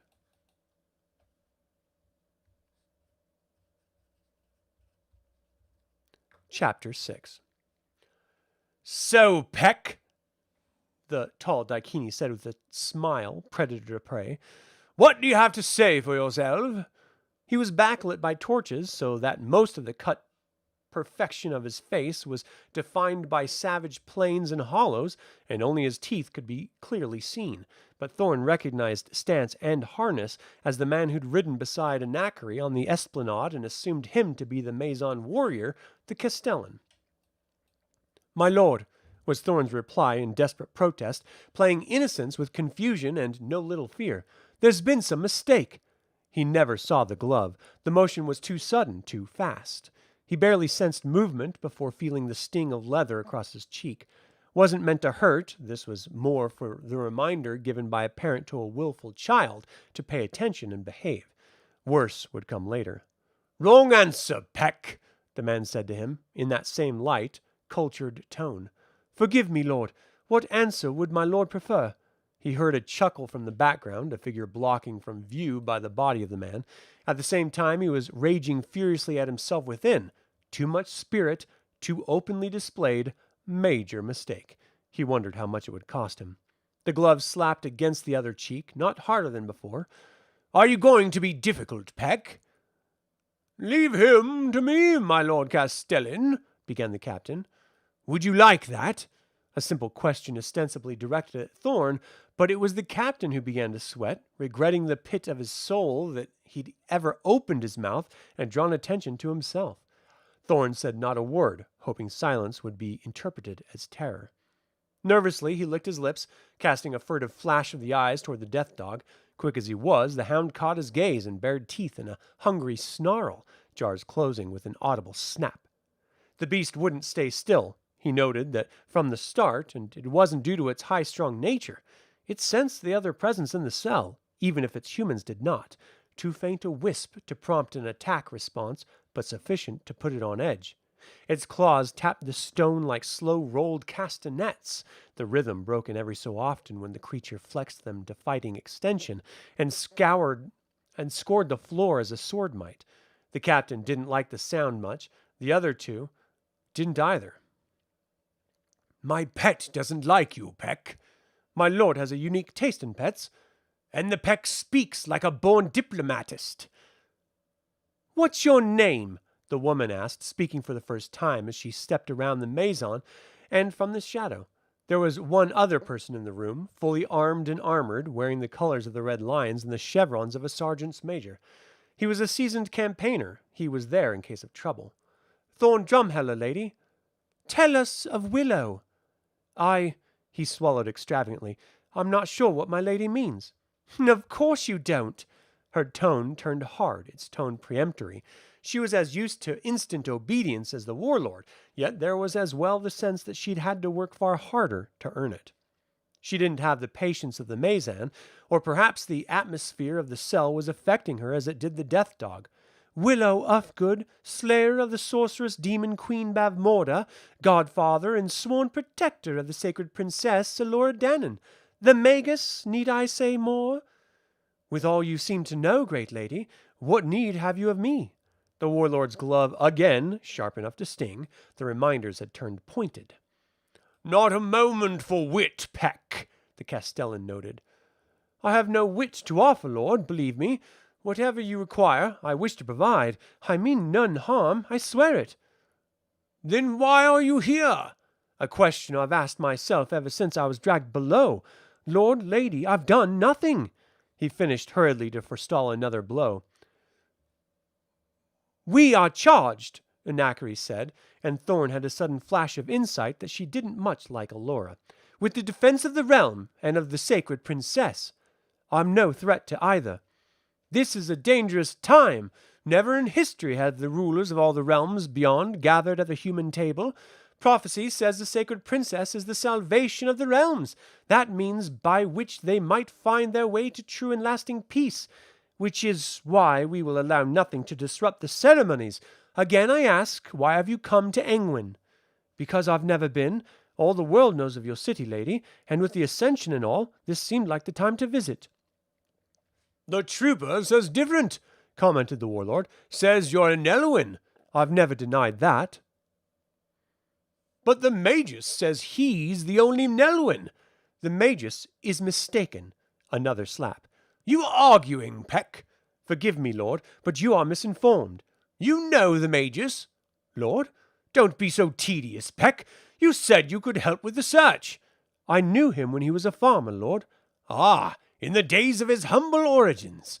A while ago, you must confess. Hardly of use today." "I have no idea, Lord. What would or would not be of use? I thought only of Elora Danan." There was no gentleness to this blow. The glove cracked his skin like a whip, and he tasted blood at the corner of his mouth, where the skin had been gashed on a tooth. "Forgive me, Lord," he said quickly. "I meant no disrespect. I thought only to offer service to the sacred Princess Elora, as my people had in years past. Where's the harm in that?" "The Magus spins a different tale," Anacre told him in her flat, cold voice, a precursor standing before the dock, hammering out the indictment for the jury.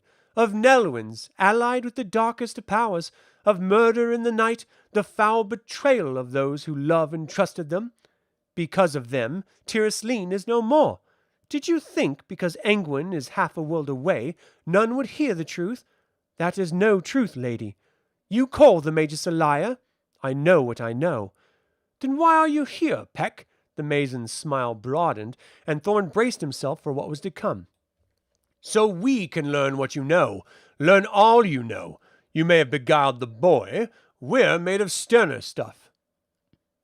"Shall I order the implements of interrogation made ready, dread lord?" asked the captain. "We require answers, dolt," snapped Anacre, "not a bloodbath." She wasn't at all pleased with the captain for directing his every question to the warlord. "I think," the warlord said, "this circumstance requires my lady's special talents. Consider yourself dismissed, Captain, from our thanks for a job well done. If we've need of you, toys, you'll be so informed." "As my lord commands." The captain was scrambling up the stairs as the words tumbled from his mouth, rending all sense of propriety to a haste to be away. It was only after he was actually out the door that Thorn realized the death dog was gone as well. The sergeant major had noted that as well, and his eyes flashed from the warlord to the princess, who responded with the merest movement of her head. Without a sound, the soldier sidestepped a few paces until his back was to the staircase wall, right beneath the entryway where the hound couldn't easily get to him. He loosened his scabbard, making his sword easier to draw, and held his war axe in both hands. Thorn couldn't help wondering, if the crunch came, who he'd go for first, the prisoner or the Myzan overlord. "Looking for puppy, Peck?" The Myzan put his lips close to Thorn's ear and pitched the exchange for them alone. His manner was so elegant, his voice so richly cultured. A stranger would be forgiven for assuming he was the royal here, and Anacre, the lifelong campaigner, more at home in the field than at court. Thorn had never felt a voice caress before. The Castellan was a spellbinder, using it with a skill most men would devote to the sword. "The trooper and I were attacked by a pack of those beasts in the mountains," he said. "So he told us. A most impressive feat. 2 men against a great hunt. I didn't think it was possible. It's been years since I've seen any. I thought there were no more." "Where'd you see them, Peck?" "They attacked Nelwyn Vale, seeking the sacred princess when she was a baby." "A truth, I can tell. But the truth?" "The truth, Lord." Words directed to the Myzan, but his gaze was fixed full on Anacre. "Is that they are evil." "As by extension are those who master them?" "Your words, Lord." Your bad fortune, Peck, if true. Enough banter, Modri, Anacre said, stepping close. Let's get this done. While the warlord and Thorn had been talking, she'd taken some jars from a carryall she'd brought with her, a mixture of various substances together, taking the opportunity to focus her spirit as well for the task to come, so that Thorn doubted she'd heard a word of his exchange with her companion. Now she dipped the 3 middle fingers of her right hand into the bowl and turned them clockwise. When she drew them out, sparkles of tiny stars fell from them as water would in a glittery cascade. 2 fingers together, she drew a line across the center of his forehead, then another bisecting it, from the crown of his head to his chin. Where the 2 lines came together, she drew the symbol of an open eye, a magical window to his soul. Next, she outlined his lips to prevent him from holding back any words. After that, the same to his ears, so he'd hear only her words, and to his nose, so she'd have mastery over his very breath. At the major joints of arms and legs went more symbols, and with them the absence of any sensation. His chest was bared, and more stars were cast upon his heart. As she worked, each marking made on his flesh was replicated on hers. They had breathed as one, their hearts beat as one, in every sense, save that she could move, and he could not. They became one. He didn't try to fight, partly because he wasn't sure he could. This was an enchantment he knew, and had used himself, derived as much from the essential spirit of the user as the eternal powers drawn upon. In her case, surprisingly, a heart as pure as starlight itself. "How are you called?" the Maizan asked softly. "Thorn Drumheller," was the answer his lips shaped, but the words came from Anacre's mouth. That was a surprise to him, betokening a bond between the 2 Daikini as strong and deep as the one she was forging with him. The questions were simple. Who was he? Where did he come from? Why was he here? He chose his answers with care from that deepest place within him where he still held dominion. They asked of the battle and of his friends, of days he wished were long forgotten, and the companions he mourned. He let her feel the sense of loss without quite revealing the reasons for it, and was rewarded by a hitch in the smooth rhythm of their breaths, as his pain struck too sharp a resonance in her own memory. "Anacre?" There was a surprising gentleness to the warlord's inquiry. Thorn hadn't thought the man had such kindness or such passion in him. "A moment, Modri." Her voice was trembling, and Thorn was thankful for the bond between them was substantially one way. He didn't want to know what floodgates he'd managed to open in her to hurt her so. Instead, he'd used the break to shore up his own inner defenses, hard enough to resist, but in the bargain, he had to make sure she remained completely unaware that he was actively and fiercely opposing her. Ultimately, it came down to a battle of wills, a chess game of the soul played at snap reaction speeds, where each move provoked a split-second counter. He couldn't have done it 10 years ago. The potential was there, had been since birth. He'd known it even before he could put words to thoughts. Like a sapling not quite grown into an oak, or a length of rudely shaped steel fresh from the forge, that still needed tempering and honing before it became a proper sword. He'd been so afraid of his instincts then, because in this secret bastion of himself, he'd known the true cost of embracing his heart's desire. He'd been a happier man then, in his ignorance. The horror, of course, the awful joy, was the realization that, given a second chance, even with all he knew, he'd make the same choice, because happy as he thought he was, he'd still been only a ghost of a man. He had no sense of the true passage of time, save in the lines of fatigue he saw etching themselves across the princess's royal face. He'd built his mask properly and fastened it tight across the face of his soul. Every answer had its element of truth, yet the totality of the interrogation was a lie. At long last, she wiped the star stuff from his breast and nostrils, and the third eye from his forehead, breaking the core of the link between them. As she did, the replications of her own body vanished as well. "Well?" prompted the warlord. "A wanderer," she replied after a long and thoughtful pause. "No home, no family, no more than what he says he is." "You don't sound convinced." "Grief." "I beg your pardon?" "Too much grief." "A pretense?" She shook her head, picking her silver clip from her braid, and then threading her fingers through her hair from her forehead to pull the thick mahogany plaits free, as though she couldn't bear it to be bound any longer. "Hardly. His heart has been well and truly cut by the kinds of loss that mostly breaks those it does not slay, the kind I've felt myself." "So?" Some come through it stronger. Is this Peck such a one? You wouldn't think so to look at him. Is he a threat, dread lady? The Red Lion spoke for the first time, a deep voice more suited for the battlefield than the parade ground. Shall I kill him, then? She returned him the rueful smile of an old comrade in arms. Is that your solution to everything, Jalabi? It has the advantage of finality, Highness.